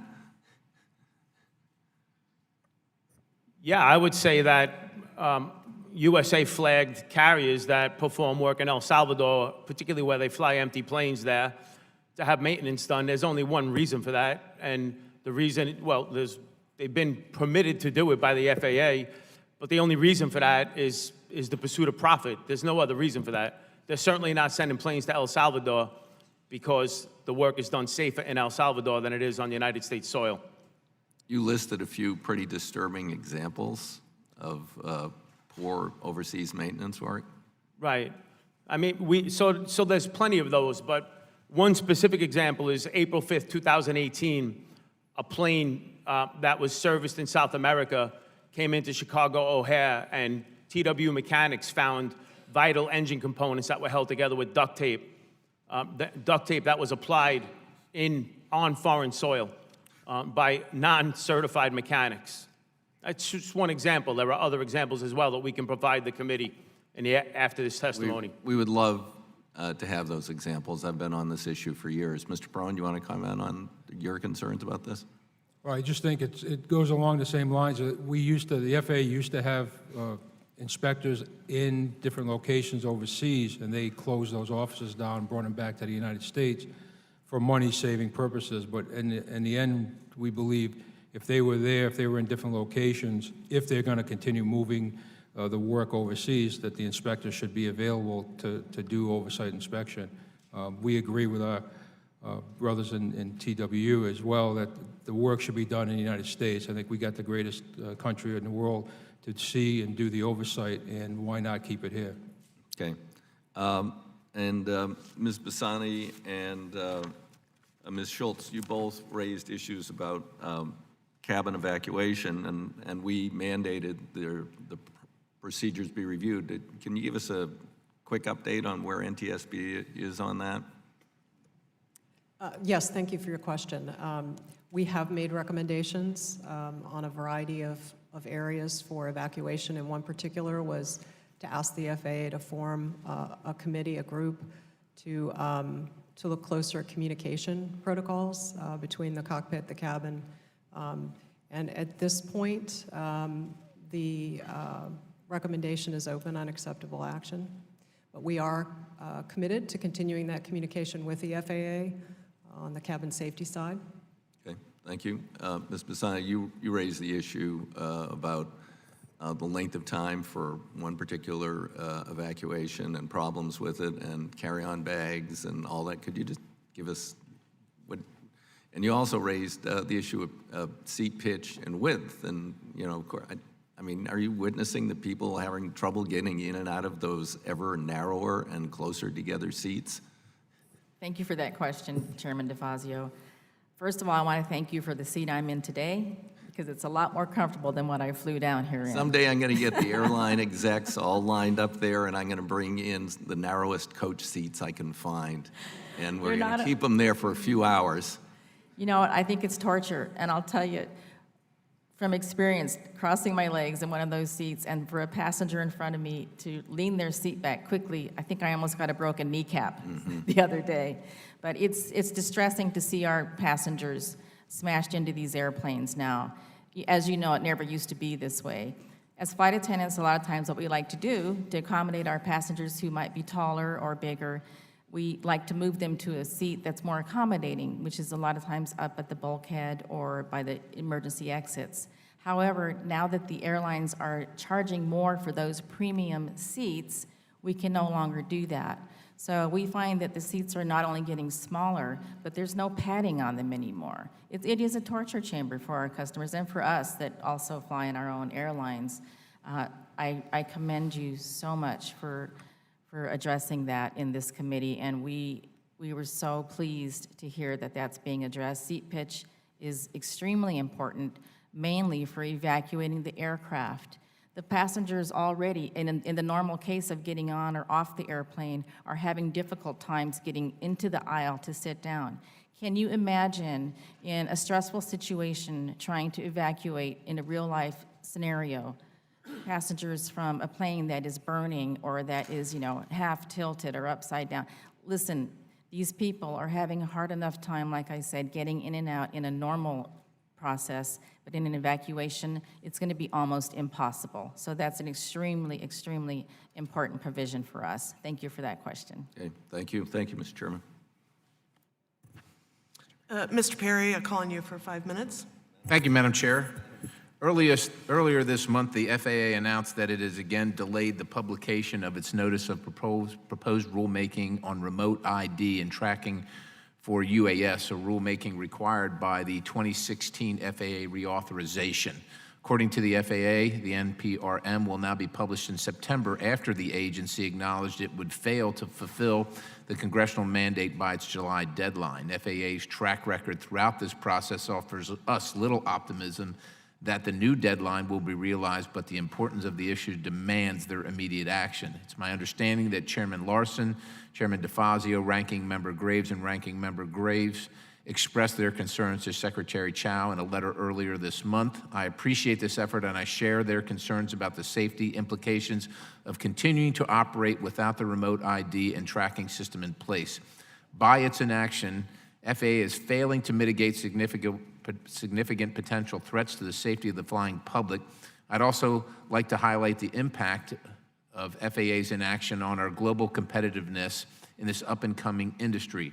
Every day, the bureaucrats at FAA are unable or unwilling to do their job. We cede more of our technological advantage to our industry, in this industry, to our international competitors, friends and foe alike.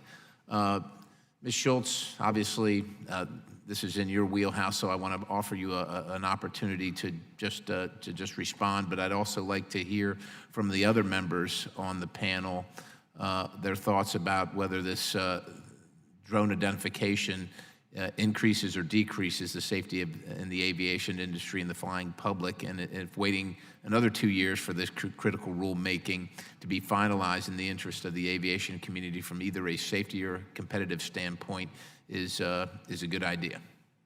Well, thank you for your question. At this time, based on the investigative work we've done, we've not identified that. We don't have a position on that issue. I think we work very closely with the FAA and the drone industry. We do act as observers on the drone advisory group to understand where these different technologies are going. And I think what we are trying to do is ensure that we are prepared to investigate accidents that might be caused in part by those type of deficiencies. So that's where our focus is right now. Thank you.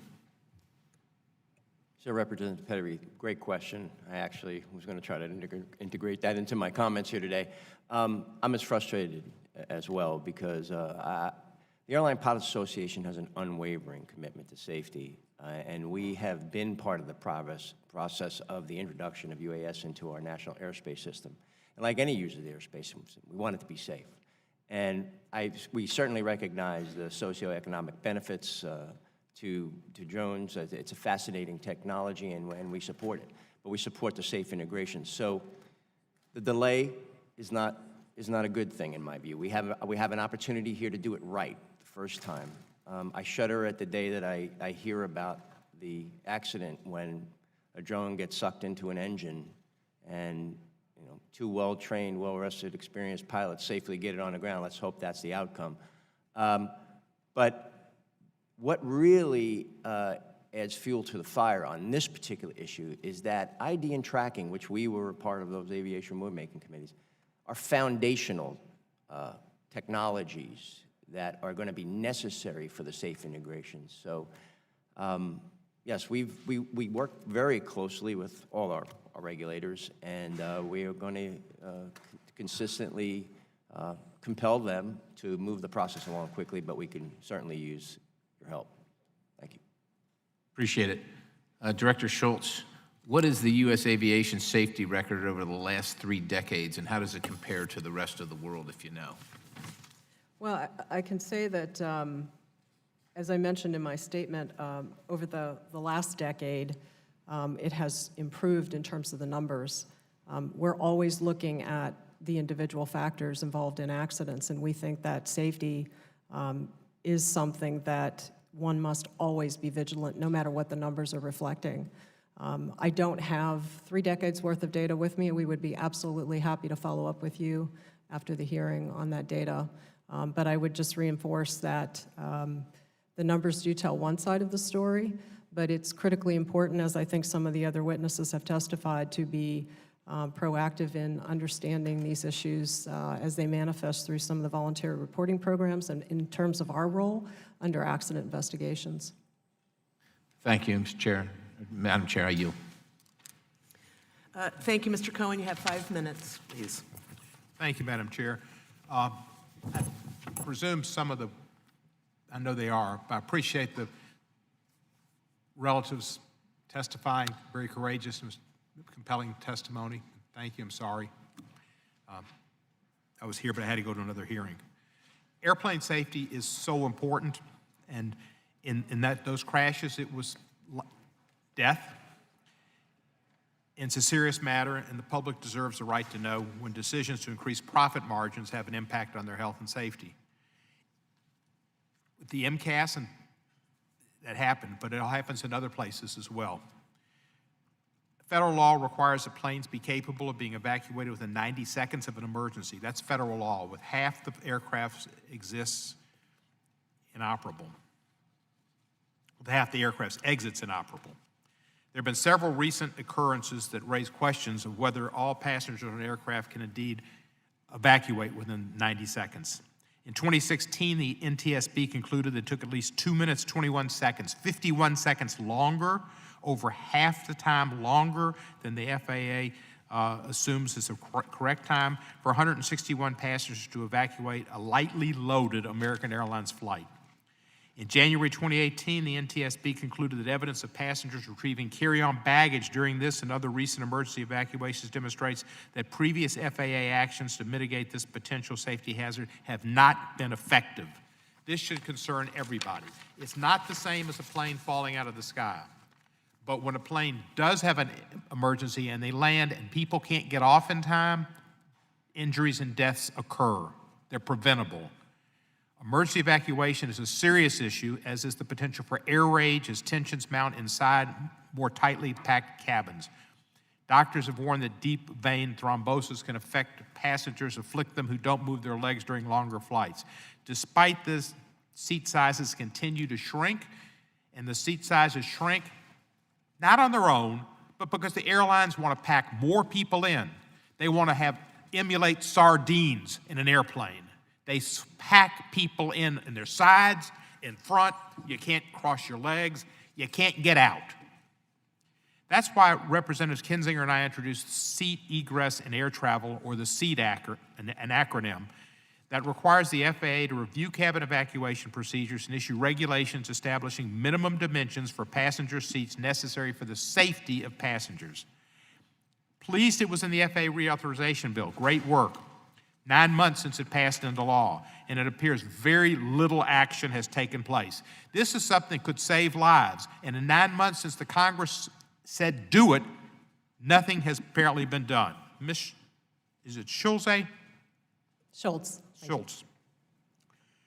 You're the acting director of Office of National Safety, National Transportation Safety Board. As mentioned in Mr. Bassani's testimony, it appears zero action has taken place on implementation of the SEAT Act. Has the FAA begun working with the NTSB on implementation of the SEAT Act? Well, thank you for your question. We have been contacted by the FAA, but I would say that there's additional conversations that is going to ensue. I think it's at the planning stage, would be our assessment, but we have been contacted. And after 9 months after Congress said to do it, and lives are in the balance, and you're in the conversation stage, hello, how are you? I'm here at the University of Michigan as a freshman. Nice to meet you. Don't you think you ought to take some action by now? Well, certainly the FAA requirement that was in the legislation is clear. We have made a number of recommendations, and we continue to work proactively with FAA to have those implemented. But from our standpoint, we are remaining fully open and ready to receive that work with FAA. Can I ask you to try to call them and urge them to start to act on behalf of the flying public? We absolutely, on a routine basis, interact with them to promote and advocate for those recommendations, for our recommendations. Thank you. Ms. Bassani, in your written testimony, you discussed the importance of the SEAT Act and how important it is for FAA to review cabin evacuation procedures. Can you expand on why the implementation is so important and how a new review of cabin evacuation procedures could positively affect your members? Thank you for the question, Congressman Cohen. First of all, I want to thank you for spearheading that act. It's one of the single most important things that flight attendants find that we need right now and that our passengers need. Safety is so important. And like I said earlier, safety is in our DNA. It's so important that we enact this sooner rather than later, because if the airlines are smashing seats into these airplanes. Come on. And when I talk to them as the president of my union and say, this is ridiculous, we have a seat right up on an emergency exit on one of the newer planes.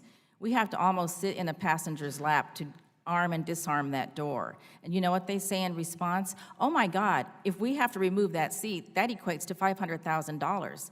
In my mind, every inch equates to a customer, a passenger's life, possibly. In their mind, every inch is real estate, and it's dollars, and it's ridiculous. And I implore this committee to take that seriously. That's what we're here for. That's what you're here for. That's what all of us are here for, the safety in the aviation industry. And when I see the frustration of Congressman Cohen, you can triple that for us out here that have to deal with this every single day. And the reason why we know why our passengers are enraged. Come on, by the time they get on the flight, first of all, they're already traumatized by the whole travel experience, and we inherit them, and it's our job. and we learn how to diffuse situations. But when you're up in the sky, there's no way you can say you need to leave and go out that door now. You have to deal with them, and it rests on us. It rests on us in the back of the aircraft, and it's extremely, extremely important that people not only feel comfortable, but that we're able to evacuate them in the case that we can save their life, and in some cases we can. And Congressman Cohen very eloquently stated some of those cases that have happened recently. I thank you very much for listening. Thank you. And in closing, this is like the 737 in regards that they don't want to use actual people to test it, like simulators would be best. They want to do a computer study and have people who are all 150 pounds, 5'9", and just ran a marathon getting off the plane in perfect tennis With shoes. a service animal, like a donkey. Thank you, Mr. Right. Cohen. You're welcome. I recognize Mr. Fitzpatrick for 5 minutes. Thank you, Madam Chair. Thank you all for being here today. Mr. Samuelson, first, the FAA certifies aircraft mechanics and technicians in the United States. First question is, do the workers in the foreign facilities have similar or equivalent certifications? And is there any reason we shouldn't require these workers to have at least an equivalent certificate from their government before we allow them to perform any safety critical work? Yeah, so the answer is absolutely not. There's no lawful requirement that mechanics or so-called mechanics on foreign soil have the same certification as those on USA soil, and it should absolutely be required. The playing field should be leveled. It's been said many times that airlines should not compete on safety, and that's exactly what's going on right now. They're competing on safety by sending work into foreign countries to try to save as much money as possible, even though it's objective and factual that work done overseas, in most overseas countries, is less safe than when it's done on U.S. soil. Thank you, sir. Captain DePete, as you said in your testimony earlier, and so that there's no confusion, it was Congress's intent that secondary barriers be installed in each new aircraft that is manufactured for passenger air carriers in the United States. Do you believe that the formed Aviation Rulemaking Advisory Committee Working Group is useful, and how can Congress act to ensure that there are no more delays and that the requirement is issued by October? So we see this issue is so important right now for the security of our passengers and crew. We have examined this issue for so long that we view the current efforts underway as nothing more than delay tactics. Having a secondary barrier is so critical because it preserves, let me make it clear, it preserves the reactionary gap that's absolutely essential when that door is opened. And there's been tests done by the Department of Homeland Security and how they've tried to take a flight attendant in a cart and see if they can get by him, and they valiantly stand there and try to help as best as they can. But we can do so much better. These are proven to be inexpensive, lightweight, very easy to install anew and then design into other airplanes, and then coming up with a million different, and I've been on many of those working groups, but here's the real critical part, if I will. Just walk with me for this one. Somebody does get in. Without a secondary barrier, since it's an intrusion-resistant cockpit door, they lock themselves in the airplane, in the cockpit. And now you have an intruder that you can't get at. Because I've often heard them say, this is never going to happen on a passenger airplane anymore. Passengers are just never going to take it. They're going to run up and assault whoever's trying to do it. But that's the risk. One simple solution. It's so easy and it's so inexpensive. I've heard A4A even say, well, how much is it going to cost in fuel burn? Well, we used to carry around 60-pound bags with all our gear on it, all our flight pubs, and now we have electronic flight bags that weigh a fraction of that. And I just suggest we call it even and put something in the airplane that will keep our passengers secure and safe. Sir, what is the cause of the delay, and what can we as a committee do to fix that? I think that we can say enough is enough, number one, that we have enough information to go forward. It's been mandated now, and get a concrete timeline for installation. And the other thing is to fight back special interests who are starting to already make noise about the fact that we meant type design and not manufacturing. We were very careful about how we put that language together. So that would be extremely helpful. We don't need to know much more about this, but we do need a solution. And we can make a difference because if it happens, what will we say? What will we do? What do what do I tell my members? Nearly 18 years after the 9/11 Commission report, where they explicitly spelled out how the 9/11 hijackers would zero in on the cockpit and wait for that exchange to occur. Still no action. Well, to add insult to injury, again, as a cargo pilot, we have airplanes without hardened cockpit doors. We have animal handlers, some of them foreign nationals, and they have syringes and sedatives capable of taking down a large animal sitting behind the pilots. We've already have instances where there's been confusion about what their instructions are and how they're supposed to behave in a cockpit, and it's so clear after 9/11, and the promises that were made by the industry to make sure that hardened cockpit doors are in there. So, and that's just one of many of the shortfalls in one level of safety between passengers and cargo. But these are all, we know the solutions to these problems.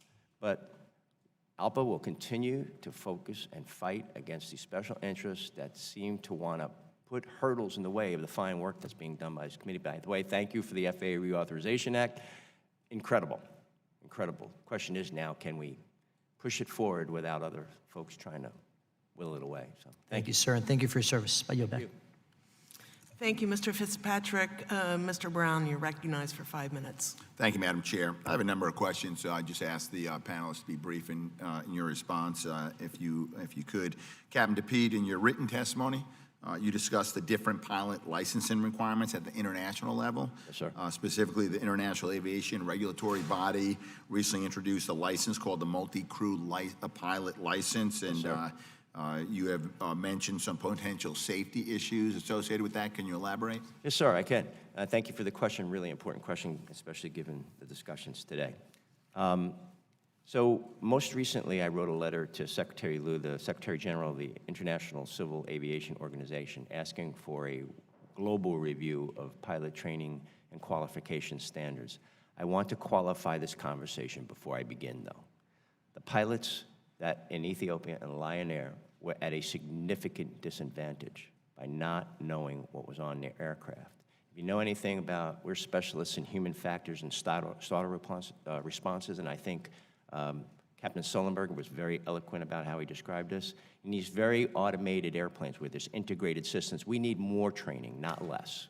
So the only thing that stands in the way, I've seen automation all my life. I've seen good automation that helps me do my function, and I've seen automation that tries to replace me, and it's just dumb. And we have to figure out ways to work around it. And those are the things that become distractions almost in a way. So we've seen how it's supposed to work. We can't, if automation is supposed to be assistive technology to help us do our job of monitoring the flight path and making sure it's safe, not replacing, because when you go down that road, there's not a level of artificial intelligence that exists today where that capability is sound. In this situation, we're looking at the failure of the Boeing 737 MAX in particular. We're looking at a series of, very typical to see in these types of accidents, a series of system breakdowns. It's not one thing. We have a very vast, interconnected aviation ecosystem. But clearly, I want to ask you a question. If you have your family or yourself on an airplane, do you want your crew to be well-trained and experienced, or do you want them to just be trained strictly to rely on automation? That's a simple question, and I'm not relating it to any other events at this point. Because that particular airplane had a system malfunction that basically made it almost impossible or difficult to control. If you didn't know about it and you were prepared for it, you didn't train for it. We, here in the United States, I know this is a long answer, there isn't an airplane I've flown where I didn't have a runaway trim system failure. But if you miss it, or if there's a startle response or some impact or other distractions, this particular instance, that's why we've called for more robust oversight into the oversight process, the designation authorization, and the certification process. Thank you. Thank you. Long answer, but I'm sorry. It's the only way to cover it all. So Yeah, a lot of these issues require a lot more time than we have from the days here. Mr. Samuelson, in your written testimony, you also touched upon it today. You mentioned that more than 8,200 aircraft maintenance jobs have been moved abroad to foreign repair stations since the early 2000s. Can you go into more detail on your organization's observations of subsequent shortages of qualified U.S. professionals and what we ought to be doing to address those shortages? Yeah, so I don't think the cause of that is, in fact, the cause of that is not that there are untrained professional mechanics in the United States.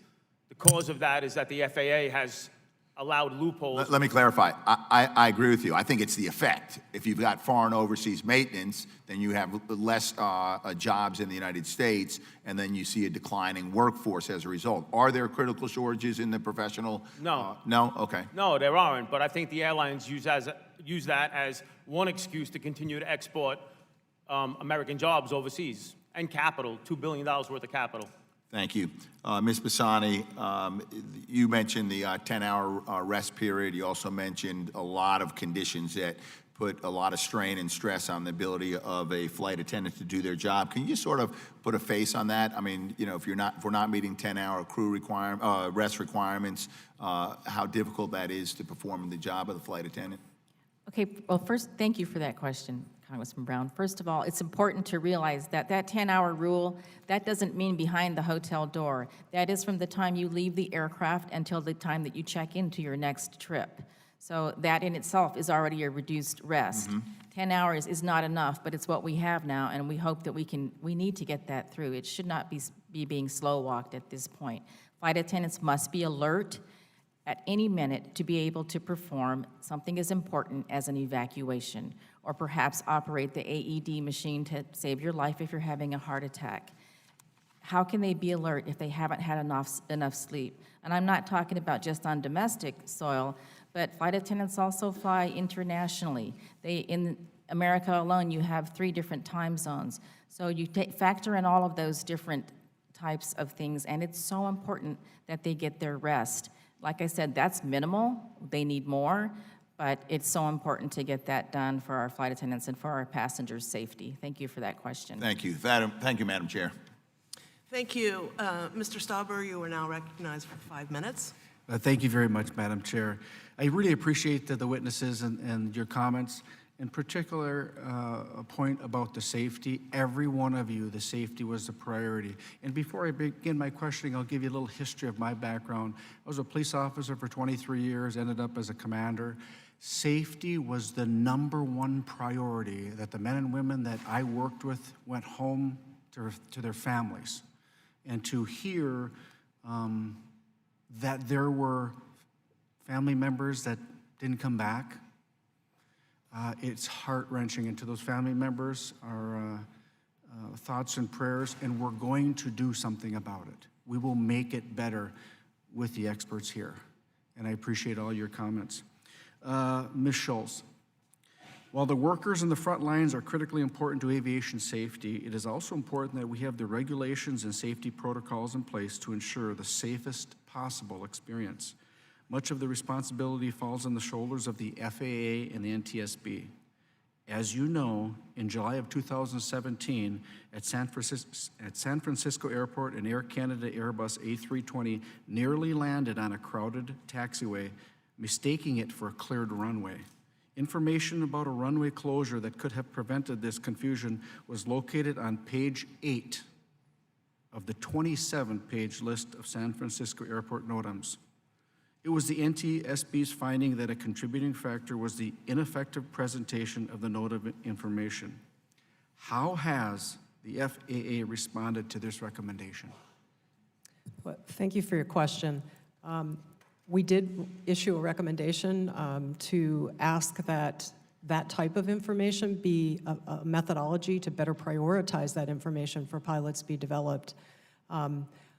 I will need to get back to the committee on the current status of that. We have had some more recent conversations with the FAA, but I think I would also comment that because of our engagement with the industry and the FAA, we do understand that they have been looking at the NOTAM process for some time. Our recommendations were more specific to the findings in San Francisco. Thank you, and as you know, I put forth legislation to the Notice to Airmen Improvement Act. And I think it's important that industry experts have the ability to prioritize that safety information, that the pilots understand the importance. But quite frankly, to have a 27-page NOTAM, I think, Captain DePere, you would agree with me that let's prioritize the information that's absolutely needed, so as you command that aircraft, you know the concerns around the runway, concerns around the airport, and you can make a decision whether it's safe or not. Absolutely, and I appreciate that question because that was a bit of a game changer when that one happened. And in particular, was a very alert crew on the parallel taxiway from United Airlines that happened to comment on it. And I ventured to ask myself a question: if that was a fatigued cargo crew under a different set of flight time duty term rules, would they have caught that like that? So there's again that elaborate interconnectedness of an complicated ecosystem, aviation ecosystem. But wrong runway surface landings are a very big issue, particularly of interest to us in the Airline Pilots Association, but also in the FAA and the NTSB. And I think there's various technologies that could be very assistive, like FAROS, I'm sure, final approach runway occupancy signaling, and things like that that can be employed. Better guidance. We think that in 121 operations, airline operations, that there should be precision approach guidance to every runway. It was decided by the FAA as the safest course of action in 2000, and yet some people are still trying to push that back. So. No, I think that, but with your input, the professionals' input, the legislation, I think we'll get much better. My last question is, Ms. Pisani, and to go back to the front lines, we really appreciate everything that flight attendants do for our safety, much of what many of us don't notice. I appreciate you bringing up cabin air safety in your testimony because it matters, and it matters especially because of the long hours you all spend in that environment. I am a co-sponsor of the Cabin Air Safety Act that you also mentioned in your testimony. Would you be able to talk in a little bit more about the legislation and how it can help? Yes, I sure can. In fact, first I want to thank you for helping with that act. So it's also very important. One thing that I noticed, I've been flying for 33 years. Since I've been president of our union, which is only a year, we've seen an uptick in these incidents. And in fact, in the past, we didn't have very many of these type of occurrences. Like I said in my testimony, last year alone, 1,500 reported fume acts from our flight attendants. That's huge. And I know the pilots are experiencing much of the same, and I know that John Samuelson also is an advocate for getting something done with this as well. It's really important that we have a way to record and to collect data, and reporting procedures are standard throughout all of our airlines and systems, including management and the unions. I've actually hired a specialist in this area about 4 months ago because we needed more help. We need someone dedicated to help these flight attendants that are experiencing these fume events. And it really is damaging their health. There's a lot more stories. There are a lot of dedicated, Facebook pages, and I'm sure you've seen some of the videos. And I want to thank you for stepping up and helping us with this. You're welcome. We're going to work on it, and I appreciate your comments. Madam Chair, I yield back. Thank you, Mr. Stauber. I now call on Mr. Carbajal for 5 minutes. Thank you, Madam Chair. Captain DePete, in your testimony, you mentioned the difference in safety rest standards, flight time duty between passenger airline and cargo airline operations. Yes, sir. The so-called cargo carve-out. Right. Can you explain to me how this came to be and why this is a problem? And what do you believe should be done about this imbalance? Okay, thank you for that question. Near and dear to my heart, of course. And I know we have somebody in the audience here who was also on the ARC, on the flight time duty time ARC, so I'll try to get this right. But obviously after the Colgan accident, when it was determined that fatigue played a part in the accident, they come out through an ARC process. We came out with industry and regulators worked together with labor to come up with FAR 117. I think it's a pretty good rule. And due to a cost-benefit analysis that was done, it was determined, and I say a specious argument at best, because I looked at what examples they cited to make the determination. They eliminated cargo out of the rule based on an ineffective cost-benefit analysis. I think the cost was supposed to be upwards of $500 million, and it was only a $31 million benefit. Now, I would say that that's a dangerous way to go in the sense that you could weigh and maybe weight the idea of what the cost is or the benefit is. First of all, like I said, I think it was flawed. They weren't measuring a 777 loaded with dangerous goods barreling down into Los Angeles. They picked a 727, an old aircraft, that fell short of a runway in Florida somewhere, in Tallahassee, in a remote area. So flawed cost-benefit analysis, but all the same, I think we should maybe look, or you could look, the committee could look at as to whether or not, so when we're dealing with safety issues, do we want that to be the #1 weighted factor, or do we want it just somewhere in the list? Second of all, here's the real situation. Imagine this for a moment, and I use this example a lot. You have a school bus in one lane on a highway, and it's proven, and you got your children on that school bus. Okay, you've got your children going to school on that school bus, and right next to it is a tractor trailer carrying a bunch of freight on it. It's a proven fact scientifically that time awake of 17 hours or more on task is equal to a blood alcohol level of about 0.05. So you have a very sober driver driving your kids to school, and right next to him is a tractor trailer. My point in bringing that up was impaired, obviously impaired. My point in bringing it up is we share the same skies. We fly over the same cities. We land at the same airports. I remember if you know traffic collision avoidance system, it was included in passenger airplanes and not in cargo aircraft. And it took an almost head-on collision with Air Force One to make that change. So it's a gaping, if I had to describe it as anything, you're only as strong as your weakest link. We have a great safety system, but that's one loop, that's one gap that needs to be closed. And I'll conclude with this because it's an important statistic. When you look at the two individual risk factors of both passenger ops and cargo ops, and you look at the frequency with which passengers fly and cargo fly, with it kind of tallied if you looked at the number of departures, and we swapped, and we did as much flying as passengers did, we'd have, in a million departures, 10 years, you'd have 276 accidents in that 10-year period. That's the difference in that risk profile. It's startling. So we really need to close that gap because all you're strong is the weakest link. Thank you. Thank you. I'll yield the remaining of my time to Representative Napolitano as she has to go vote for another committee. Thank you, Mr. Carvajal. Ms. Bassani, I fly twice a week back to California and coming here, and I have the greatest respect for the flight attendants, the primary connection customers. They get asked every imaginable question about safety, security, and efficiency of the airplanes and the airlines. And I have overheard flight attendants asked questions that only an aerospace engineer could answer. Yet they have been very diligent and intelligent in answering questions. Do the airlines, the FAA and the airplane manufacturers give you sufficient training to handle any question, especially technical questions? Should it be your job to handle them? First of all, I'd like to thank you for your question, Ms. Napolitano. That's a loaded question.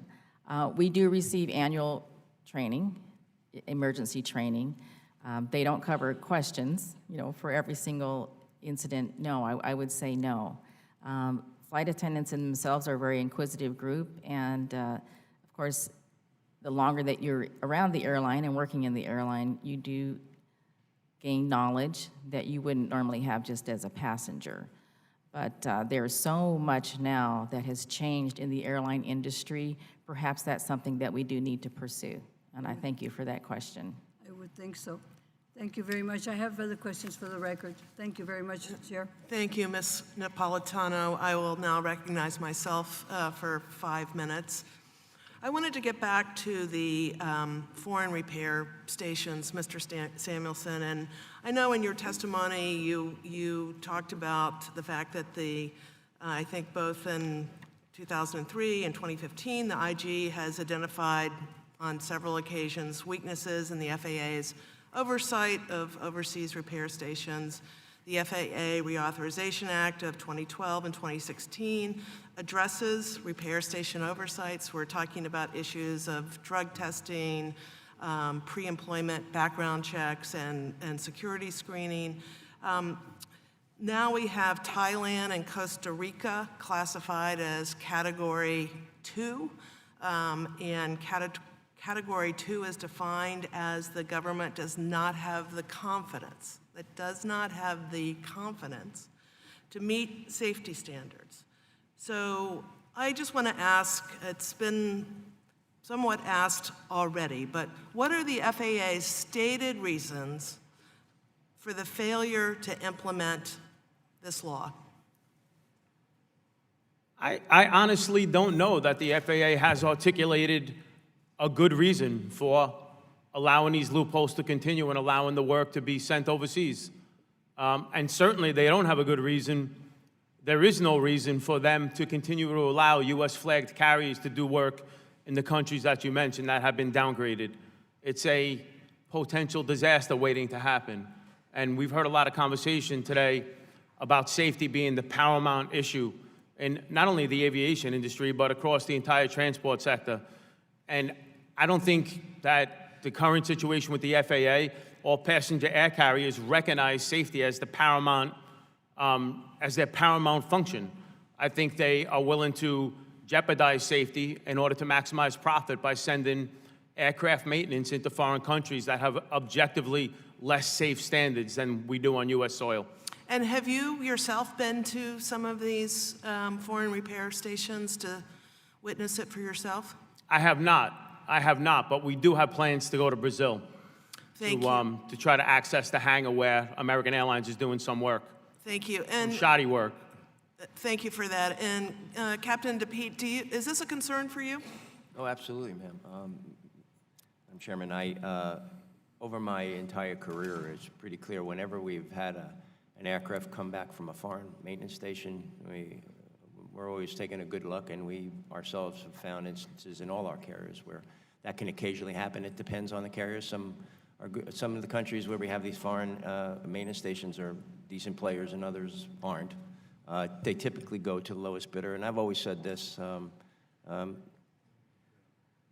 skilled labor is not cheap, cheap labor is not skilled, and you end up getting what you pay for. Ms. Bassini, do you have concerns about Oh my these God, yes. foreign repair Of stations? course we do. In fact, we definitely have supported the TWU in their quest not to offshore American jobs. We think it's very, very important to keep those jobs not only on our soil, but for the reasons that John Samuelson outlined. It's going to keep our aircraft safer, and we fly in those aircraft, so we have extreme interest in how those aircraft are maintained. So we want to keep them here. Thank you. Captain DePete, Mr. Sullenberg was here at our last hearing and talked about the simulators and about the importance of full motion simulators to create that muscle memory. Sure. And in your testimony, you talk about this, and you talk about how there seems to be a movement within the industry now to move more towards non-motion simulators. You talk about, the pros and cons on both. If you could just speak to that, I have 34 seconds left. Okay, that's a really great question, and I'll try to answer it quickly. We just recently had an instance where it's a requirement now to have upset and recovery training. Losing control of the aircraft, having our crews trained to be able to handle that situation. And there were some airlines that were looking at doing this in a non-full motion simulator, and you just simply wouldn't get the same effect in terms of the training. So yes, it's really important. And simulators are great. They can do certain things, and they can not do others. They they don't replicate a real flight. In fact, I know as a line check airman for FedEx that there were times when people that would teach only the simulator and would be only in the simulator, and they were instructors. When they would go back to actually flying the real airplane on the line, they would actually have to take somebody with them just to kind of go through, because it is a different experience. But as I know the fidelity has increased in some of these machines, but they haven't reached a level to where it equates to really flying the airplane. So, your experience matters.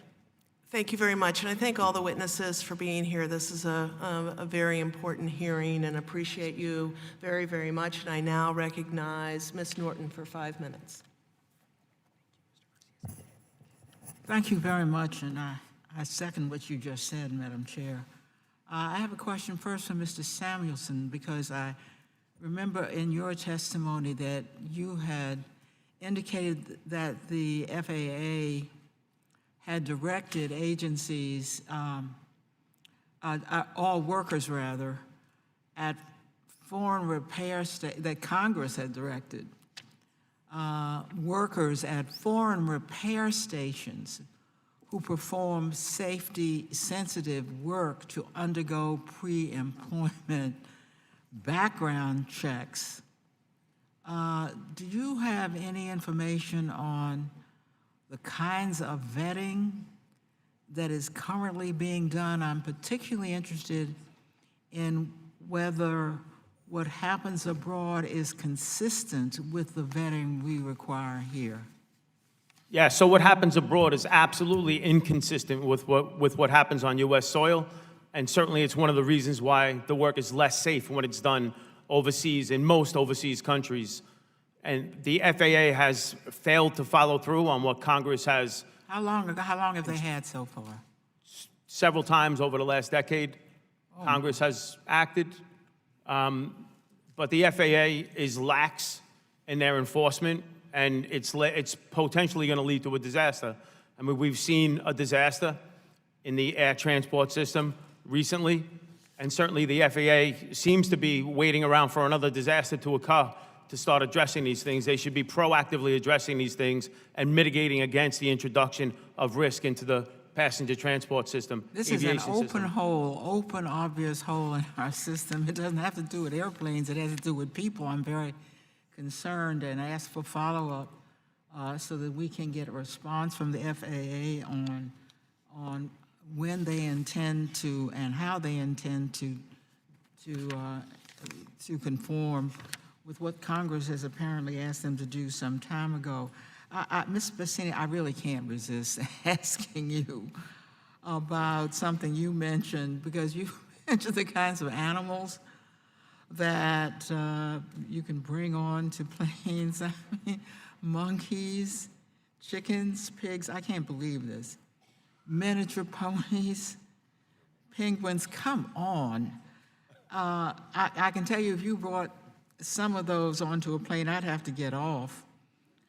And so I must ask you if the FAA bill, there's Section 437, and I don't know precisely what it requires, but I wonder if you think it requires enough to address who gets onto planes, who is really a legitimate passenger. And I'd like to know if Congress needs to do more to keep from frightening passengers with who gets brought onto planes. Like your response and the response of any of you on this. Thank you, Congresswoman Norton. Yes, we support Section 337 of the FAA bill, and it should clarify It's what 437, go ahead. What constitutes a service animal in the first place. And, you know, they're not trained, so they need training on how to travel if they're going to bring those service animals on board. You know, a service animal is that defined in the statute, just somebody that makes you feel better about being on the plane? I mean, it's emotional, I'm sorry, it's emotional support animal. Well, that means anything can get on the plane. Well, we've seen almost anything on the planes, that's for sure. Yeah. Again, there needs to be some oversight on this. There, definitely. I hate to ask for a hearing on this, but I am going to have to ask if for Congress to try to clarify what we mean, and it sounds so open-ended that it is not what we intended. Finally, Ms. Schultz, could I ask you, I'm concerned about the outsourcing of aircraft maintenance to foreign repair facilities, and whether there has been any investigation by NTSB that have linked aircraft crashes to outsourcing of any kind? Have you even investigated that? Well, thank you for your question. We do not have a position. We have not established a position on that because we have not seen that factor. But I will add that clearly we are going to look at all factors that can contribute to an aviation accident, including maintenance. And Well, it's outsourcing I'm particularly concerned about. right, so we have not addressed that at this point. Do you think, We will haven't you be seen it. addressing that? Will you be looking at that? Certainly, if the evidence points us in that direction, we will do our normal comprehensive job of looking at that as a Again, I'd factor. like to ask the committee to ask that NTSB look at any outsourcing when it comes to aircraft we ought to be looking at. Thank you very much.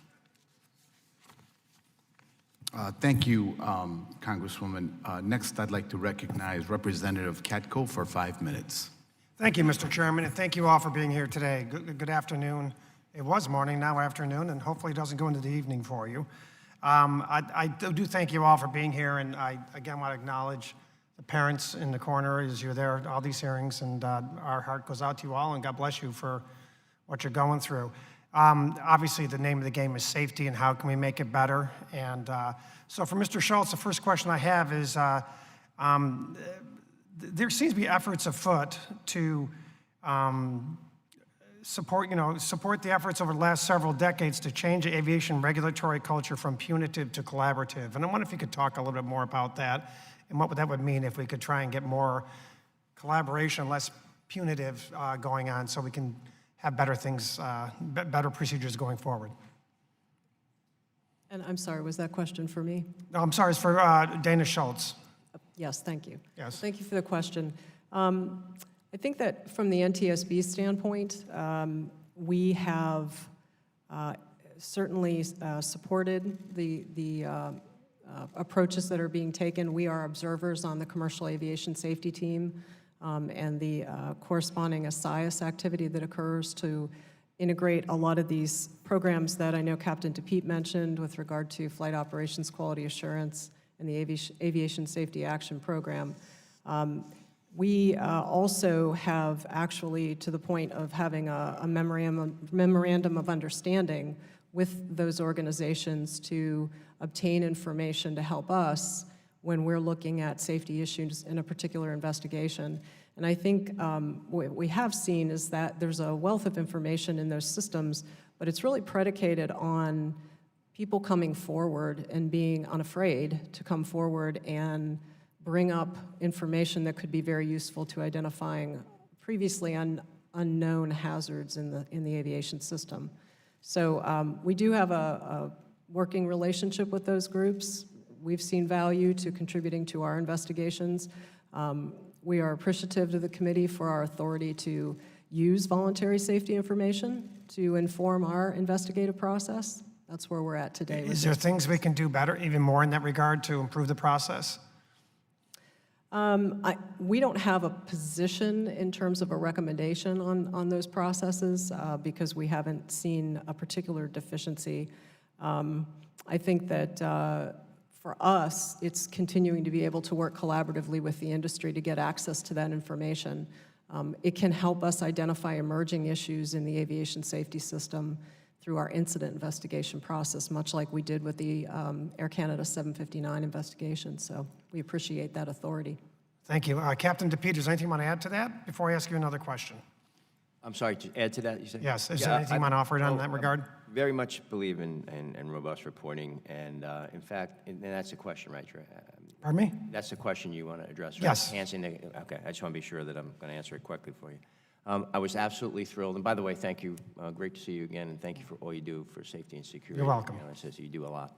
It was really fantastic to have the automatic acceptance of ASAP reports. Number one, because the ASAP reports and other voluntary safety action programs have contributed greatly to a period of safety in aviation history that we haven't ever seen. So thank you for that. It's so important, especially now since we see fewer and fewer accidents here in the United States, that reporting continue to be robust and we continue to look at new ways to make it even better, because the fact that we aren't seeing the accident. So we need to know where the stress points in the system are. So I can't overemphasize how important that is to us all. I would say that since we talked about fumes quite a bit, that we've been trying to work, walking across the board with others, both industry and regulators, to implement reporting for fume events as part of the ASAP program, and we worked with some of our carriers to get that done. But it would be very helpful if this body could help us in a sense that there needs to be a repository for all that data to analyze it, to see where we can go and really completely understand from a very neutral position what's happening in the airplanes. I would ask you, I mean, if you have suggestions, more details, please submit them to me, and I'll be happy to take a look at them and see what we can do from a legislative standpoint.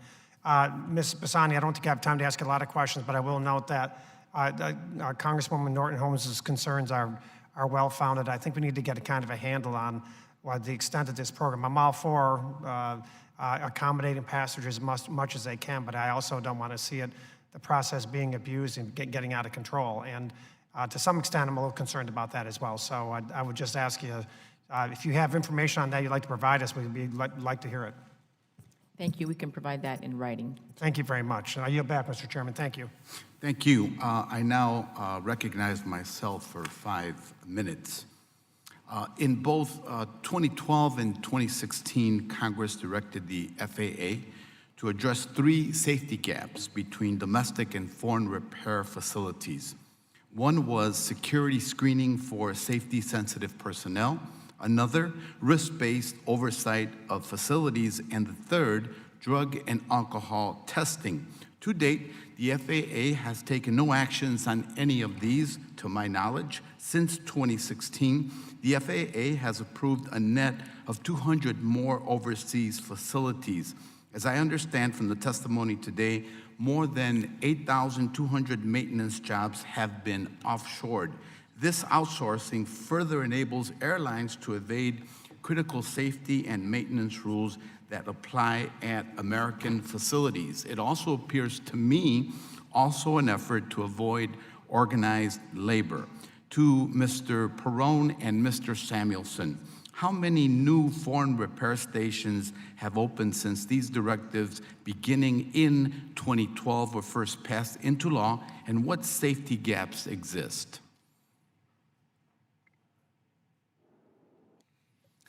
So the answer to the question is it's 200 in the last 2 years and 300 since 2016. There's 900 in total. I'm not sure how many since 2012, but certainly the FAA has created an atmosphere where American passenger air carriers, U.S. flag carriers, are exporting more and more work overseas. And there's only one reason to do that, and that reason is for profit. It's certainly not because the work is being done safer. And I would further say that the U.S.-based mechanics are an effective stopgap. They're a stopgap for work coming back from overseas facilities, China and South America, where the work is done in an inappropriate way, and we've given some examples of that. But they're a stopgap, and eventually work being done overseas is going to lead to the potential of a disaster happening to American citizens on a U.S. flag carrier. And the issue of avoiding organized labor, I think it's maximizing profit at the risk of exposing crew members and travelers to flawed safety planes. I think that's really the goal. We have non-union carriers that are doing it as well. So it's a bad situation. Mr. Perrone? So I got to put my glasses on because it's getting to that point. We had domestically about 3,000 repair stations, foreign about 915, but that's growing rapidly. And the problem that we have, the concern is that the FAA has to have inspectors now travel overseas, and again, with staffing issues, with money, government shutdowns, that gets delayed or backlogged. Also, the oversight with, as we've said, they don't have the same standards as we do for domestic. So the folks that are working there are not at the same high level that we have in the United States. So how much maintenance work is performed outside the U.S. now, if you know, and how much of that work would return to the U.S. if these safety gaps were closed, to either one of you. So one of the issues that's going on is that the FAA doesn't have a system for collecting data for problematic work that comes back from overseas. They simply don't collect the data. So the only time the FAA receives data on it is if there's a problem that leads them to make specific inquiries of passenger air carriers, U.S. flag carriers. And it's about 30% of the work is done overseas now, and that's up from 7% in 2003. So it's growing tremendously. And the idea that this is somehow beneficial to American air travelers or to the safety of American air travelers is ludicrous. It's not beneficial at all. It's objectively less safe, yet the airlines keep increasing the amount of work they're doing overseas. And there's only one answer for that, and I said it before, it's profit. As you know, Congress has already directed the FAA to close these gaps. What next steps would you recommend we take to bring the administration into compliance in 30 seconds? Because the FAA has ignored Congress, they've just ignored Congress. There needs to be a moratorium on any more certification of foreign stations until the situation is under control. Mr. Perone, anything else? Yeah, no, I agree, and I think touching on having an FAA administrator would be beneficial. As we know, we've had an actor for a while, so that there should be somebody that's going to be in place that can hold the agency accountable to Congress's wishes. Thank you. We're now going into a second round of questions, so I'd like to recognize Ranking Member Graves. Thank you. Captain DePito, I want to follow up on a question earlier and just ask for a concise answer. So there were discussions earlier in the hearing about establishing an early warning system. What I'd like to understand is effectively what process, what opportunities are there in place now for your members to be able to report or identify concerns related to safety? Does that make sense? Yes, sir. Okay. It makes total sense. Oh, sorry.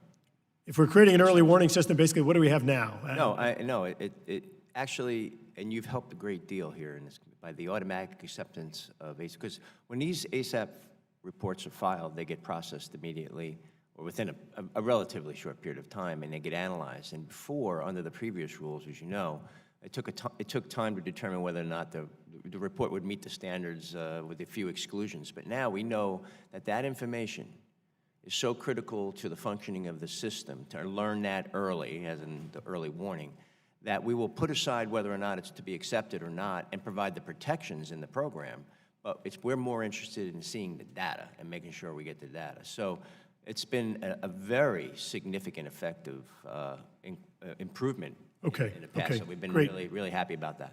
I want to understand sort of where we are to understand, sort of where we should go or where the deficiencies are. So I appreciate you bringing that up. Look, you've raised twice now in the hearing the disparity between cargo and passenger on the fatigue issue, and I appreciate you raising the fatigue issue. It is something that I think is important that we continue to take a close look at and make sure that we understand. I have a question for you, though. So I fly back and forth from New Orleans every week, Right. and I know that we have some pilots that commute often with me, or I commute with them.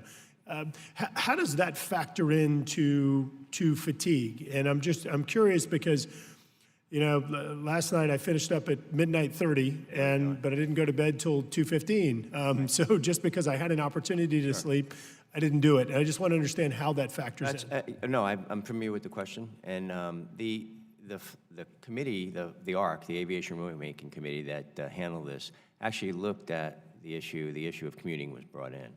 And many of our own, within our union, many of our own companies institute policies to ensure when you show up for your job, whether you've driven 5 or 10 hours to get to your base to take a flight, or whether you are responsible when you sign for that flight to be fit to fly, period. It's just that when they looked at the complexities of trying to figure out, well, did they drive, did they fly, did they that, there just became you had to stay within your normal allowable flight duty period, basically. And if you exceeded it, then you couldn't sign for the flight. So it was up to the pilot to make sure that he got himself in position, ready to fly and fit to fly. The sad part about the cargo end of it is that last I looked, I have the same physiology that any other pilot flies, regardless of what they fly. And that's where the real problem lies and the travesty in this, because we've got people who clearly, from a scientific point of view, are flying relatively impaired. And it obviously would have an effect on the total system. So it's just time, and I want to thank the NTSB, actually. Been long-standing supporters of ending the cargo carve-out ever since Deborah Hersman's days. So I appreciate the information. I want to better understand that issue and sort of, and you bring it up, Glad to help whether you with it. drive in or you drive long hours or what have you, and just making sure that we're not looking in a vacuum as we move forward. Mr. Samuelson, you've been pretty candid on the foreign servicing facilities, and I do appreciate your candor, because as we've talked about, and I believe it was Captain Sully who was here at the last hearing, talked about how we've got to look at every step in the process and not just become myopically focused on one thing. And I think it's important. And you're raising some really, you're raising some really important concerns about safety and making sure that we have safety parity with repair and maintenance facilities. And I appreciate your candor. I do want to ask a question as I hear you talk about it.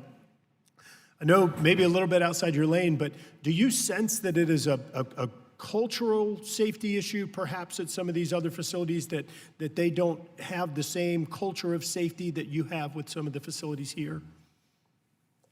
Yeah, I think that's absolutely an element of it. I think there are countries, such as countries in the EU, that have an extremely high safety standards and a safety culture that that parallels American USA soil safety culture.